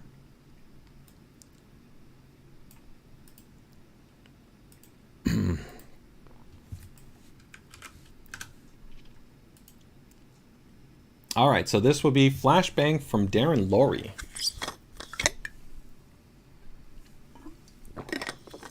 This has definitely got a different vibe to it. It's got a little bit of kind of the whole setup kind of experience here, but definitely interesting. So let's go ahead and take a look right here. All right, so here we go. So wow, right. Okay, so right off the bat, we've already got a little bit of a non-traditional chassis choice here that we have on display. Definitely, you can tell that they're a fan of their figures. So they got, I think, 1 figure here, 2 figures, 3 figures, and 4 figures in there, and definitely a fan of that RGB life. So they've got the RGB course cables here. These are not the streamers; these are the XPG cables. You can tell they actually have a little bit of a different vibe to them. They have a little bit more of a diffused look that I kind of like. He's got a Thor power supply and ROG board in there, and he's also got a Radeon in there. So very cool. It's got that like blue kind of tech vibe. It almost feels actually a little bit kind of motorcycle-like. You know, Chris did a really cool build where he kind of emulated actually I think one of the Moto Racer GP kind of builds, similarly kind of in this, but definitely with a little bit more polish, a little bit more kind of specialized execution. But overall, I like the kind of the bold aesthetic in terms of just kind of the, you know, it's bold, it's dynamic, it's got a lot going on in there. We can see right here also, very interesting, this is a unique and rare card here. So I'm going to give a thumbs up to anybody who can tell me this card right here. I'm not going to tell you what card this is, but this is definitely not that common. So it's actually pretty cool to be able to see that in there. As we go in here, we can actually see some other cool little additions right here, like the little ROG accent that's present in there. But let's go ahead and continue through here. So here we can pull it out with the lighting. You can actually see that this has got the blue, so you can tell that the blue is kind of tying through in terms of the overall theme. And now you can see a little bit more closely the card without any of the lighting, which is present on there. This is kind of interesting. He's got some heat sinks that he's put right here on the motherboard. It's kind of an interesting choice right there.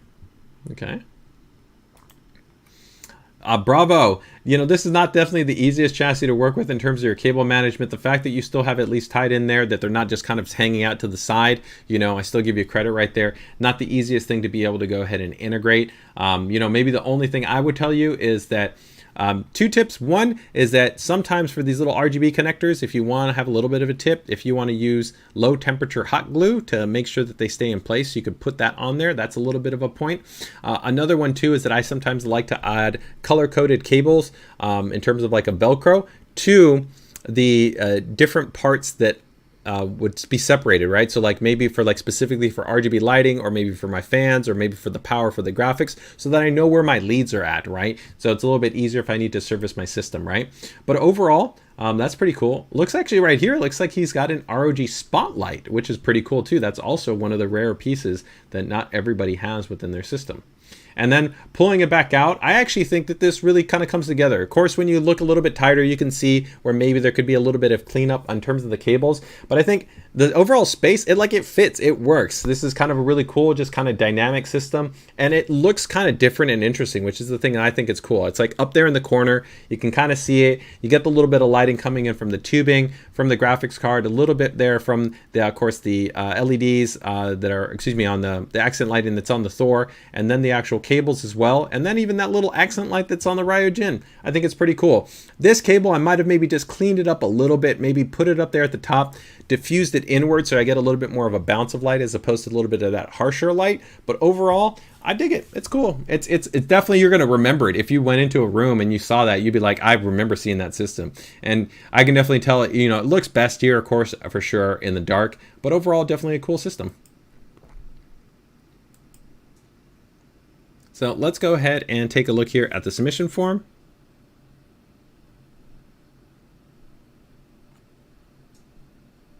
So I'm going to go ahead and bring up his submission form. Let's see right here. So this is going to be from Darren Laurie. Okay. And this was actually Darren Lorry's first build. So again, you know, taking actually on a non-traditional kind of system like this and doing it for the first time, getting it up and running, I still give credit here. It's not, you know, the easiest type of build to work with when you talk about your cable management. The reality is if you would have gone with like a standard kind of chassis, especially like a modern chassis, the layout would be pretty easy for you to enable the cable management. And I think here the most important part was just getting it up and running, working well, and that's what counts, right? At the end of the day, you just want a system that's functional and, you know, you're happy with the way it overall looks and works. And here he definitely did that. So he still gets my thumbs up in that regard. Does the build have a theme? Is ROG, RGB, Micro ATX, and Open Air, and then Miko Hatsumi. So which of course makes sense, right? Because you can see that course ties through, of course, in terms of the theme right there, right? And then what are 3 words used to describe the build is want some RGB. And then the name of the system would be called Flashbang. In terms of the core components right there, it's a Maximus 11 gene. And then for the graphics card, if anybody guessed it, it's our Matrix series graphics card, the 20 Ti Matrix graphics card, which is pretty rare. That card was a very cool design. It was the last Matrix card that we produced where we actually integrated an AIO solution into the graphics card for its cooling design. And then his monitor even is also is a PG27UQ. So this is overall a very cool system in terms of its overall kind of core specifications and its features that we have on there. If we take a look at the kind of the rest of the items right here, he's got an ROG Thor 850 watt power supply, the ROG Strix LC stripped down in terms of the fans that he also has incorporated in there. And then he's got Phantix RGB LED strips. He has an ASUS Hyper M.2 card that he has actually running on there. XPG Prime ARGB for both the motherboard and for the graphics card. He's got 4 different figures right there, right, which are of course all the Miko, all of them are present right there. And let's see right here. Let me see, 9900KS, and that's again, that's on the Maximus Gene based board, 64 gigabytes worth of memory. He's also got an Intel Optane drive on there, very cool, and a Samsung 981A, and wow, he's got a 16. He's also got another drive on there, 16 terabyte based enterprise drive from Seagate that he's running on there. And then that's all inside that Cougar Mini chassis that he's utilizing there. So overall, pretty cool. I mean, it's got quite a bit. And then the core rest of the hardware there, he's got the GTAC 5300, the Baltius, the Centurion, a Spotlight, a Throne. So definitely an ROG fan through and through right here. And he's even rocking the Claymore 2 that you can see over right there. And he's also got the Spatha. So pretty sweet right there.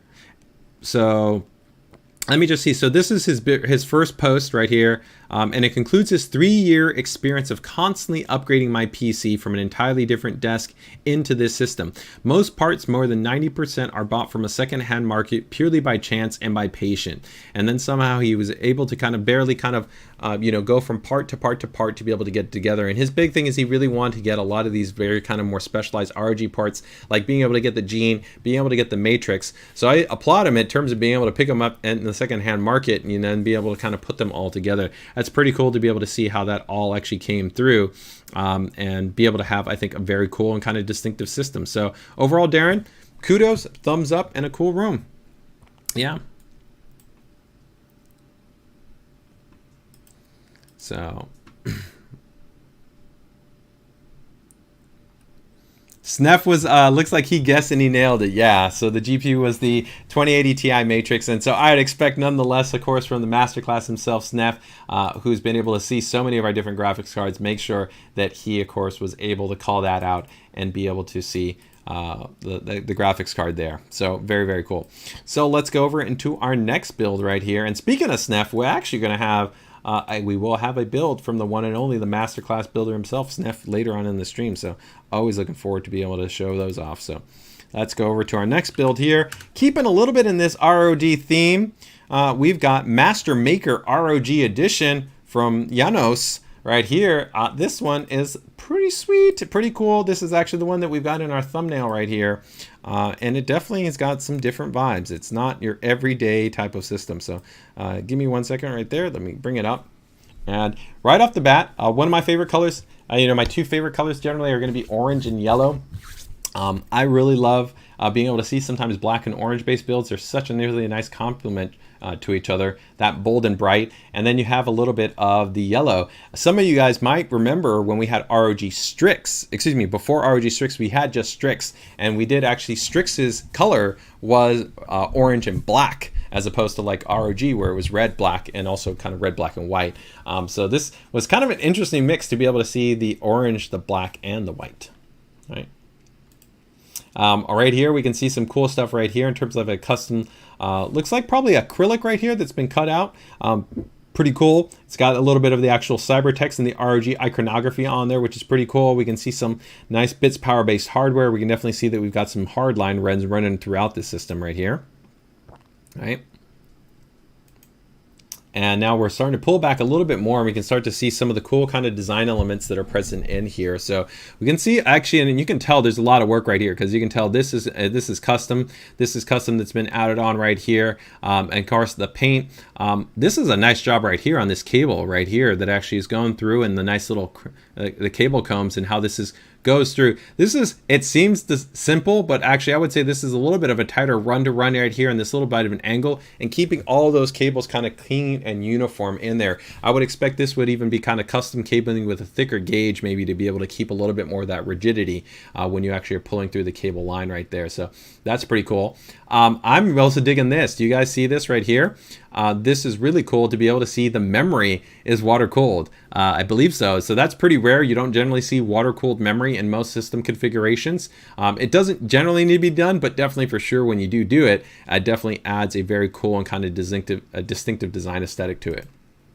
And so yeah, there we can see right there, Bits Power, a fantastic partner, makes some great water cooling hardware. And we can see right here, we've got Bits Power DRAM cooling for that DIMMs and that set of DIMMs, and then that big old block that we also have on there. And right here, we can start to see already, I can tell you this is going to be a Rampage Extreme board. This is going to be, I believe, our Anniversary Black Edition board, because this has this really cool RGB accent right here. This is X299, where of course you can see that you've got the quad channel based memory setup on this board as well. So yep, I was right. You can see right there, Rampage Edition 10 was one of my favorite motherboards we ever produced. Really kind of cool look and design to this.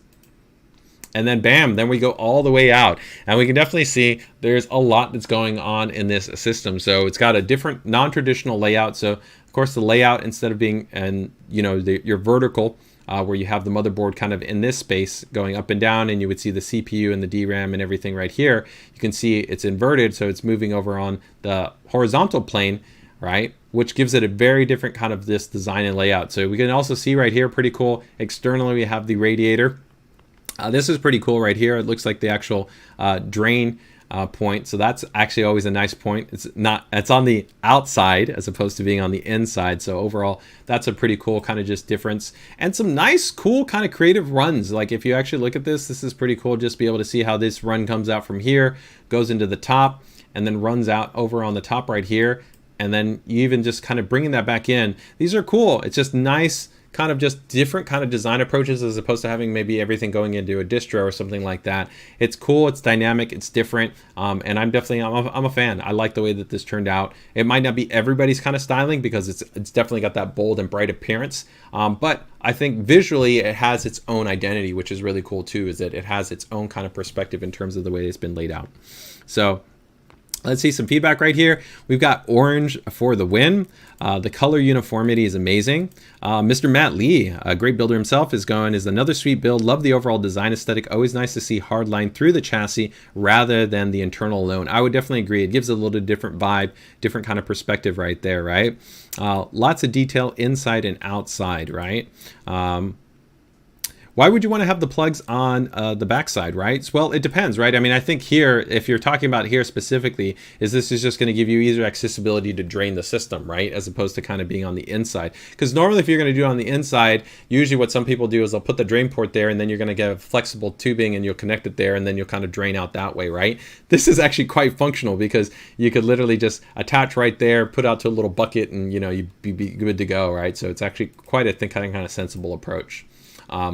And again here, if we pull back, a little bit less glare. I think it actually looks even a little bit better when it has a little bit of that contrast. It helps to kind of pop, which is pretty cool. And another little detail is cool. You can see that there's a kind of custom plate. Looks like he did this for the 10th anniversary that we had for ROG. ROG has now already gone over its 15th anniversary. So this is from a few years back, but still pretty cool. I wish we had a shot of the front. I would have loved to see it kind of at a front angle and be able to see the rest of it. But overall, very, very cool. And we can also see right there, what we don't notice is that there's the fans, right, that would work through there. So overall, very cool build. Yeah, let's go ahead and bring up the submission form. Give me 1 second to bring up his submission form.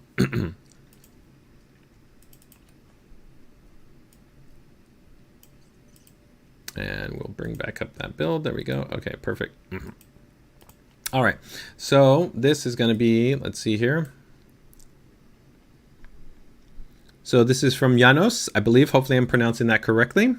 And it was a sponsored based build. Did the build have a theme? Is highlighting the look and efficiency of ROG hardware combined with water cooling. So I definitely think that, yeah, you definitely have kind of a really high performance feel to it, which is something that we try to have with an ROG based hardware. And then of course, bringing in the water cooling element is definitely readily apparent with, of course, all the hardline, that big old, of course, reservoir right there that you have. Yeah, so that's definitely present. 3 words to describe the build is flow, color harmony, and efficiency.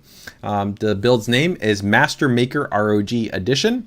In terms of the core hardware, we have the ASUS Rampage Edition 10, an ROG Strix GTX 1080, and then it was a K-Series CPU, and then a Cooler Master Master Case Maker 5, and then also a Cooler Master V1000 watt power supply. The overall budget for the system was about $1,500. What aspect were they most proud of is maybe for the liquid cooling in terms of the overall runs and the text. So I'm assuming the text is right here for essentially a lot of this customization right here is getting those and implemented into the system right there. Is there anything that they would have changed about the build? It'll become clear in a few months because this configuration has already undergone the third rebuild. Interesting. So I'm very interested to see. So he had to fill out this form recently because I asked him just for the submission for it. So I'm interested to see what the third rebuild is going to look like. So that's very, very cool. How long did it take to put together the system? The current rebuild is 1 week, and then the modification for the entire previous PC configuration was about 1 month. We don't have a clear timeline in terms of the original, but I would assume probably it was maybe something similar to that. What was the system used for? So his younger system actually uses it mainly for games, but also uses it for studying. Likes to, of course, when he's gaming, play some Call of Duty, World of Tanks, and Rainbow Six Siege. His favorite ASUS function or feature is ASUS Aura Sync and also AI Suite. So that aligns, of course, with that generation of it. Janos, very cool build, man. Nice to be able to see something distinct and different. Yeah. And a little bit of a shout out from Snef over there. It was a really great build, great work, very cool. And then Miguel, yeah, says, love the color and the radiator on the outside. Very cool. Take care, Matt. Fantastic to have you here, man. Thanks so much. You take care and you take it easy. All right, so let's get ready to jump into our next build right here. Let's see. We're gonna go and man, we got a lot right here. Let's go back to last week on ones that I didn't get to finish here. So I think we're gonna go. Let's go mini, and then we're gonna jump into SNES build. So we're gonna go to Tweaked Meshalicious. Okay. Let's go to Tweak Meshalicious.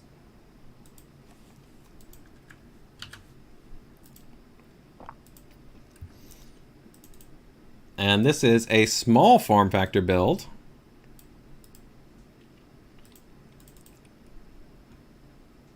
And this is going to be from Euron. I do not know if I'm saying that correctly. Hopefully I'm saying it correctly. If not, my apologies. But you did a fantastic job here. Very, very cool in terms of the overall build. So we can see pulling back right here. Very cool. So Meshalicious would be an indicator. Of course, this is a Meshalicious based chassis. I'm loving the color tones that we got right here. So we have, of course, white and then the black. And then with that green, that subtle green right there just gives it a nice pop to it. I think it looks really, really nice just being able to give you kind of some subtle contrast. So let's see what we've got going on here. So Again, yeah, loving the white, loving the black, and then like I said, a little bit of that green with the contrast, and then even a little bit of the silver too, also playing around with some contrast right there, which is really nice. Picking up some silver accents right there within the EK block, and then of course also on the DRAM, and then even a little bit of the silver that we have on the motherboard. And you can tell that there's more story to tell over here because we're also going back out from the rear of the system. So let's keep moving that around. Of course, when you turn it around, not too much to see right there. It's just the mesh delicious right there, but we can see, of course, saying, hey, I've got more kind of going on right there to be able to have, of course, this water cooling hardline that's running down here. And we can, of course, also see that we have a little bit of a pedestal, which is giving us more flexibility to be able to have more room for more water cooling, right? And then now when we pull back from the back, there we go. So now we can definitely start to see where we've got a lot going on, where we've got two massive radiators, right? A lot of cooling that we have capable right here, but really complementary to the meshless configuration, right? Because of course, with just those large mesh panels, you've got tons of airflow flexibility. So it's been packed in there with, of course, a lot of radiators. So we can see right there. And now as we go to the side, you can see that really nice and clean, of course, hardline run with those, of course, fittings that are coming out. And then there we can see, of course, our radiator. And now we take a look at the back and we can start to see that all kind of really come together. And this is beautifully executed, really, really cleanly done right here, where you can see coming out right here through the back, right? Moving back over, and then there's this clean silhouette, this nice run with just some nice and smooth bends right here, just nice and smooth. And I love just these little elements right here, just to throw these in, right, to be able to kind of tie in the full integration right there. It's really nicely done, very well executed, very clean. And still, I mean, you're blocking off these two top ports, but not a big deal right there. But you still have full accessibility to all the rear I/O. Very, very, very cool. So Sneff is already giving us a shout out right here. It says, really great build, great work, very clean. I love it. Michael says monolithic, right? And tasteful as heck. I love it, right? Yeah, nice mild accents. I would definitely agree. It's got a little bit of that soft muted tone, but those accents just come through really nicely to be able to kind of give it some life right there, right? So here we can see we've got the panel coming off. Looks really clean. Again, I really love the choice of the block, and I love the way that this has been laid out right here. This cabling is also really nicely done, where you can see the cabling come and it kind of goes through this channel right here. This is a really nice, clean way to get the cables in there and managed, but not have to kind of deal with them. We can see the front I/O is not used. That makes the cable management easier. And again, if it's kind of more off to the side and you're just using maybe an external rear high-speed hub or something like that, it's not a big loss right there. So there's no issues in that regard. I love this shot. This is a really nice shot that I think shows it off almost without the panel, but the panel looks great on there. And then now we can finally see the rest of what's going on down here. And so seeing where it's kind of on that pedestal, which is just this little open box, you can see that you've got your power supply in there. And then of course you can see the rest of the water cooling setup, right? Where you've got your pump, your reservoir right there. You've got your graphics card, and then you've got your CPU block, right? And here we can see when we pull that back even more, we can see, of course, the two radiators, which there are in the back, and then that great job on the cabling right here. Interesting, right? And then maybe that's also why that makes sense with the two radiators. It's just giving you a little bit of additional displacement, but also how that affects some of the fan airflow, right? Because here there's a little bit of obstruction, but you've got so much displacement here. The reality is you're not going to be worrying about any type of thermals. This is going to be more than sufficiently cooled, so I'm not concerned in the slightest in that regard. But overall, it's very, very cool. It's a testament to be able to get all that packed into that type of a space. Very nicely done. So very, very cool. I think this might be maybe one of my favorite shots right here. I mean, if we go back to the front, and we can see it right there. That looks great. It looks really cool. But I like this shot. So I'm gonna leave it on that shot right there, and we're gonna go ahead and take a look there at the submission form. So let's go ahead and bring it up right here. So let me see right here. So Yuran, I believe, hopefully that's correct, right? So this is from Terhorst Customs. You guys can check them out right there. I think we've got a link right there, so give me a second and I'll bring this up. It was a sponsored based build. There was no theme, but more of a goal, and the goal was to be able to fit dual 360mm rads inside of the Meshalicious. A slim 280mm and a 240mm radiator can be made to work in the stock case. But after looking at the dimensions, a normal dual 360 rads should fit. So I love that, right? He's like, nope. You know, it says it only can work with a slim 280 and a 240, but he saw that there was more room and flexibility, that through, you know, some careful layout and some, you know, some tweaking and tuning, he could make dual 360s work, and that's definitely what was possible. So that's really, really cool. 3 words to describe the build is a modded OEM look. The build is called Tweaked Meshalicious. In terms of the core hardware, let's see what we have here. So this is a Ryzen 9 5900X. It's an ROG Strix B550-I. He's got 32 gigabytes of Trident Neo Z on there. He's got then a 3070 Ti, which is water cooled on there. Samsung 980 Pro, PCIe NVMe 1 terabyte M.2 SSD, and then a 750 watt power supply, and that's all inside of the Meshalicious chassis. And then he's got noise blocker MB E-Loop X fans that are utilized for the cooling. So the budget was around $1,250 and already had most of the hardware. You only needed to buy the GPU water block, the pump res combo, and the custom sheet metal for the mod. Okay. What was he most proud of? Modding the 3070 Founders Edition water block by soldering in new copper parts into it to make it work with the GPU to make this new layout ultimately functional. Wow, that's impressive. Yeah, so you can see right there that, you know, there is definitely some work that you can see going in here, going into this, right? And then here, there was some work to be able to get that block to be able to work with the card that he's got in place. Very, very cool. And that's a serious thumbs up. And again, that shows you that modded OEM to make you feel like everything that he did was supposed to be intended, right? That it was designed to kind of happen. So that's very cool. Anything you would change about the build is change the custom cable mod set cable length by making it maybe 3 to 4 inches shorter. So just maybe tighten this up a little bit and making it a little bit shorter, which I could see. That makes sense as far as just giving you a little bit less slack, right? Giving you a little bit more internal room. How long did it take to put together the system? Worked off and on for about 9 weeks, but he really doesn't have any exact idea of the amount of time that it took to put it all together. The system is used for a mix of 3D modeling, SolidWorks in games, mostly PUBG, and a bit of video editing. His favorite features or functions is he's a big fan of ASUS AI Suite 3, combined with the 3 fan headers on the ITX board to control all the fans and the pump. Wow, very, very cool. Thumbs up, man. That's just an awesome amount of work and very, very cool build. Let me just see right here, because I think there might have been a link here. So give me 1 second. You do have it. Oh, very cool. Yes. So let's go ahead and check that out. So here you guys go. If you guys want to check out, man, here you go. Is Tur Horse Customs. Let's throw them an official subscribe from ASUS. Bam! There we go. We did it. And here we go. We got the Meshalicious, and we're going to also throw them right here. Bam. Let's do it. Let's throw in a full thumbs up. So here you can see this kind of come together. Very, very cool. Not bad. It's only a 3-minute video, so you can watch kind of this cool little time lapse. You can see the work of where all that started, right? So a lot of stuff there. You can see the B550 board right there. You can see, of course, all the fitment, and you can see how it is all coming together. And you can really get a sense of how much has been packed in here, right? Quite a challenge to be able to get that all packed in to such a small chassis.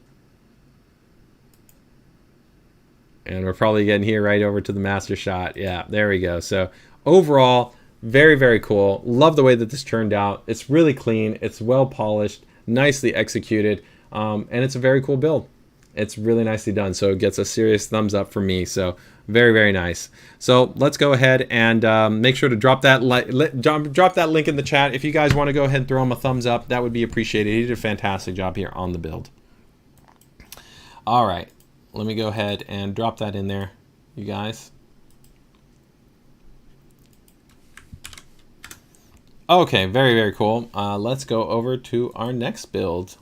And our next build is going to be Prototype V1 from the one, the only SNEF. All right, so let's go ahead and go here. I think we got maybe a couple more that we'll have here before we round things out.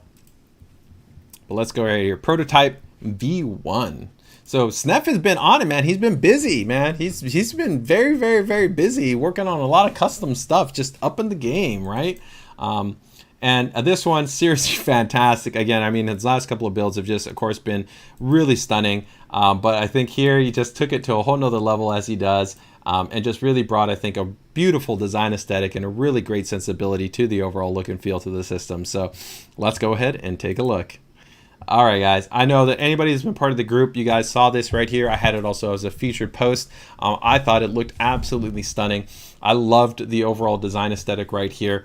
You know, the white that we have right here, along with that really bold and bright green. And then, of course, what we're going to see here, which he's done a really great job, which is a last few of the builds to really have this amazing kind of transition to, I think, looking fantastic when there's no lighting. And then also when we transition to the RGB lighting and adding a different layer of kind of just kind of a really kind of diffused and dynamic sensibility to it. Looks great. But when we just look right here, we can of course see that the chassis is a custom chassis right here. We can see the Maximus formula on display. Looks fantastic, of course, with the full shroud design. I love that he was able to maintain the overall design aesthetic right here and the continuity to keep the board really strong and really visible in terms of all its ID design and fit in with the look and feel for the rest of the system. Go horizontal on the GPU. And I love this kind of rainfall effect right here that goes from the GPU down through into this large distro right here. And then that runs into the rest of the system. And then all these short, simple, real clean runs just look absolutely, you know, gets a serious thumbs up. They're just beautifully executed, right? So, of course, on the front right here, you got that beautiful, of course, transparency that's present, and of course, that other portion right there for the distro. So pulling back right here, I'm loving the color. The color just kind of comes through, and you can also see some nice design points that you wouldn't see when you're just looking at it from that other angle, where you can see the run through right here. There's no reason to see this, but being able to see it adds that additional layer, that additional kind of perspective that I think looks really, really, really cool, right? And then you add in these cool little kind of almost honeycomb cutouts that are right there at the top, and it looks fantastic. So the integration of the chassis almost kind of being your distro is so cool, right? Where normally you see the chassis and then you always see the distro plate being integrated, but it's almost like form meeting function times two, right? At both of them at the same time, right? So very, very, very cool in that regard. And again, just great shots in terms of that. And again, here you can see the top and bottom almost have that kind of mirrored approach, where again here you've got that distro integration right there that's part of the chassis effectively, and then again the distro that's also part of the chassis right there at the top. So you can see going from the graphics card down there, and then again going in from the motherboard and going in from the CPU up, right? And I love that he was able to keep the DRAM section clean, keep this section over here on the back IO clean, right? All of it clean. All right, so are we ready? We're ready to go into the RGB. I think I'm probably one of the next shots we're going to get some RGB in here. But beautifully just shot right here. This looks really great. And normally a lot of stuff from Sneff's usually EK, but here it was really cool to also see him integrate Corsair. The ID language I think looks really good here, where they have a little bit of a different design aesthetic in terms of that. And the white really does go great with, of course, the formula and the rest of the look and feel for the system, right? And there we go.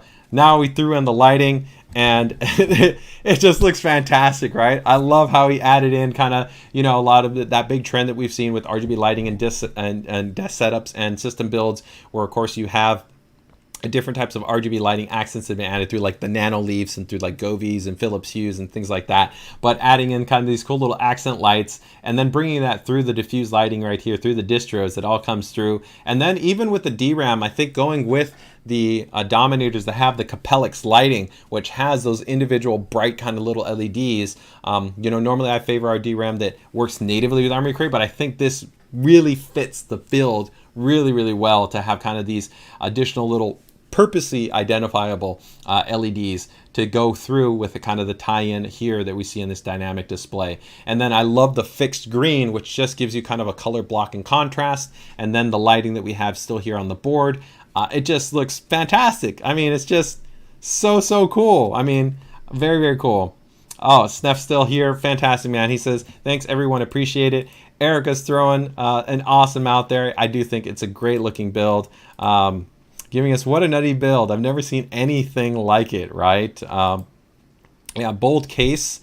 Yeah, original reservoirs. Yeah, so I'm pretty much sure that this is all custom in terms of Sneff right here, that this is all... He produced it just like our prior scratch build that we showed off from him, where it was all done by him in-house.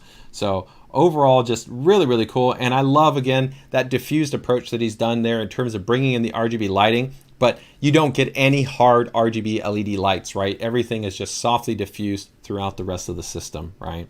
And it just looks fantastic. And then here on the back, we can see, of course, maintaining that functionality, right? So we can see here, we've got all that little airflow inlet and outlet, right? And then when you go with the RGB, it looks so cool, even from the side, from the front, even from the top. Look at like the cool little diffused lighting that you get right here on the sides. And then on the top, how you can see that right there. Of course, this is also a really cool functional design. Sniff, I think you can answer, right? I'm sure if I looked at your build log, but it's cool because I kind of like this, that you could easily just pull off these screws, pull that off, and you have immediate access to the back and have the radiators and the fans that you could kind of just pull off and have access to. So even from a usability standpoint, I really like this because all the cables, you could kind of manage them. Then you could put that other part on there and you could screw it in place. So for me, it feels like also a really cool functional chassis design, which I think would be pretty cool. But overall, fantastic design. I mean, I don't even know where to go. I think I'm going to leave it on that shot because that's such a cool shot right there, right? Yep, very efficient build. I love how he's drilled holes for the cables. Where are the pumps? Yeah, so where are the pumps? I'm pretty sure the pumps are going to be on the back, which would be behind the cooler, right? And yes, confirmation, yeah, everything is custom, right? So that was all designed by him in-house. Yep. Yes, exactly. I put Quick Connect on the rad to be able to eat. Oh, that's even better. Quick Connect on the rads. That's fantastic. I love it. That's thumbs up, man. So cool. So cool. All right. So let's go ahead and bring up his submission form right here. So of course, this is by the one, the only Sniff Computer Design. If you guys are not following him on Instagram, if you guys are not following him on Facebook, it's your loss. You definitely want to do it. Okay. So let's see, does the build have a theme? Not really, just some design grab from Corsair hardware, like the fan grill program, like the fan grill pattern. 3 words that you would use to describe the build is unusual lines, clean tubing, and distro madness. I would definitely agree. I think the distro madness, right, where essentially you have a distro here, you have another distro here, and you have another distro here. So you've got 3 different distros that are all inherently kind of built into the chassis. And then from there, you talk about clean tubing. The tubing is on point because it's super simple but super clean and allows you to maximize so much visibility for your hardware. And then unusual lines where, yeah, even having all this open space and the lines and the layouts, I think definitely nail that. The name of the system, no, it's just prototype version 1. In terms of the core hardware, we've got a 12900K, Maxim Z690 formula, Strix 3080 Ti. Then we've got a Corsair RMX power supply in there, Dominator Platinum Whites, DDR5, 5600 MT memory in there, Corsair MP600 Pro, 1 terabyte. QO120 fans in there, LC100 times 2, then Hydro X course-based hardwares, and he painted the block white. That block looks fantastic, I can tell you, for the painting of white. Top notch, looks really, really good. And then rounding out with other items from Corsair, like Hardline 14 millimeter in terms of the tubing, and then other water cooling components from Corsair. And then he custom did the cables himself, and the case and the distro is also by him. And then the water coolant is also mixed by him. So he also even mixed the color to be able to get exactly what he was looking for. Budget for the build is he stops counting only hardware acrylic to make the cases more than 1K. Wow. So yeah, but that doesn't surprise me, right? The high quality acrylic to meet the rigidity, the quality, the clarity, right? And then of course doing the fabrication work, right? You're talking about very expensive. I mean, and of course bringing his experience and expertise to be able to model this, cut it, fabricate it, get it all together, and then the hardware, yeah, I mean, you can definitely see how this would be a very expensive based build. What aspect is he most proud of? The color theme, the green pop, and a lot of the most uniquely really kind of design elements, right? It's not a design that we commonly see. And I definitely think nobody's going to see this and say that they've seen this type of system design. This is definitely, this is a SNEF edition right here, right? Anything that he would change about the build? Not really. Maybe add a quick disconnect on the back radiator to easily remove the back panel, which is what he noted already. And then how long did it take him to put it together? Not very long for the design. It's my first case. He changed a lot of things in the design process. So my expectation probably with SNEF, if we look at the average, he didn't know the time frame, but I would say probably maybe about a month, which to me for this amount of work, that's quite impressive, right? So What is the system used for? This one is now his main computer for gaming, Fusion 360, design and photo editing. He's liking to play some Destiny 2, some Spider-Man, some Rainbow Six Siege, Outriders, and ASUS ROG Citadel. Very cool, man. And overall, his favorite ASUS function or feature here from this build is that he's a big fan of the overall design of the new formula. It's a fantastic looking motherboard, right? So Snef, man, you hit it out of the park. You get 2 serious thumbs up from me. It's a stunning build. And just fantastic showcase of, I think, your expertise, your experience, and just overall the fit and finish that you bring, and definitely why I unquestionably consider you one of the best builders and modders in the game, man. So thank you so much for submitting this one. It's been awesome to be able to show it off. Very, very cool. All right, so gosh, I don't even know where we're going to wrap things up. That's such a great build. We got still some other builds in here, but we're gonna go with one last build here. So let's go. We've got a very cool build from Daniel Kuba, who's been doing some awesome builds. He's been like hammering, dropping some just bombs in the group, just like one build to the next build to the next build to the next build to the next build. So we've got tons.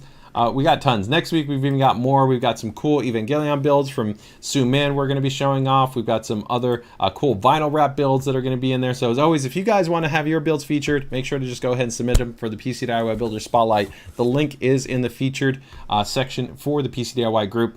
But let's go ahead and round this out with, let's see, Daniel from Tech 505 has gone ahead and submitted a cool kind of open framed kind of build. So let's get ready to go ahead and take a look at this one and round out our stream for today.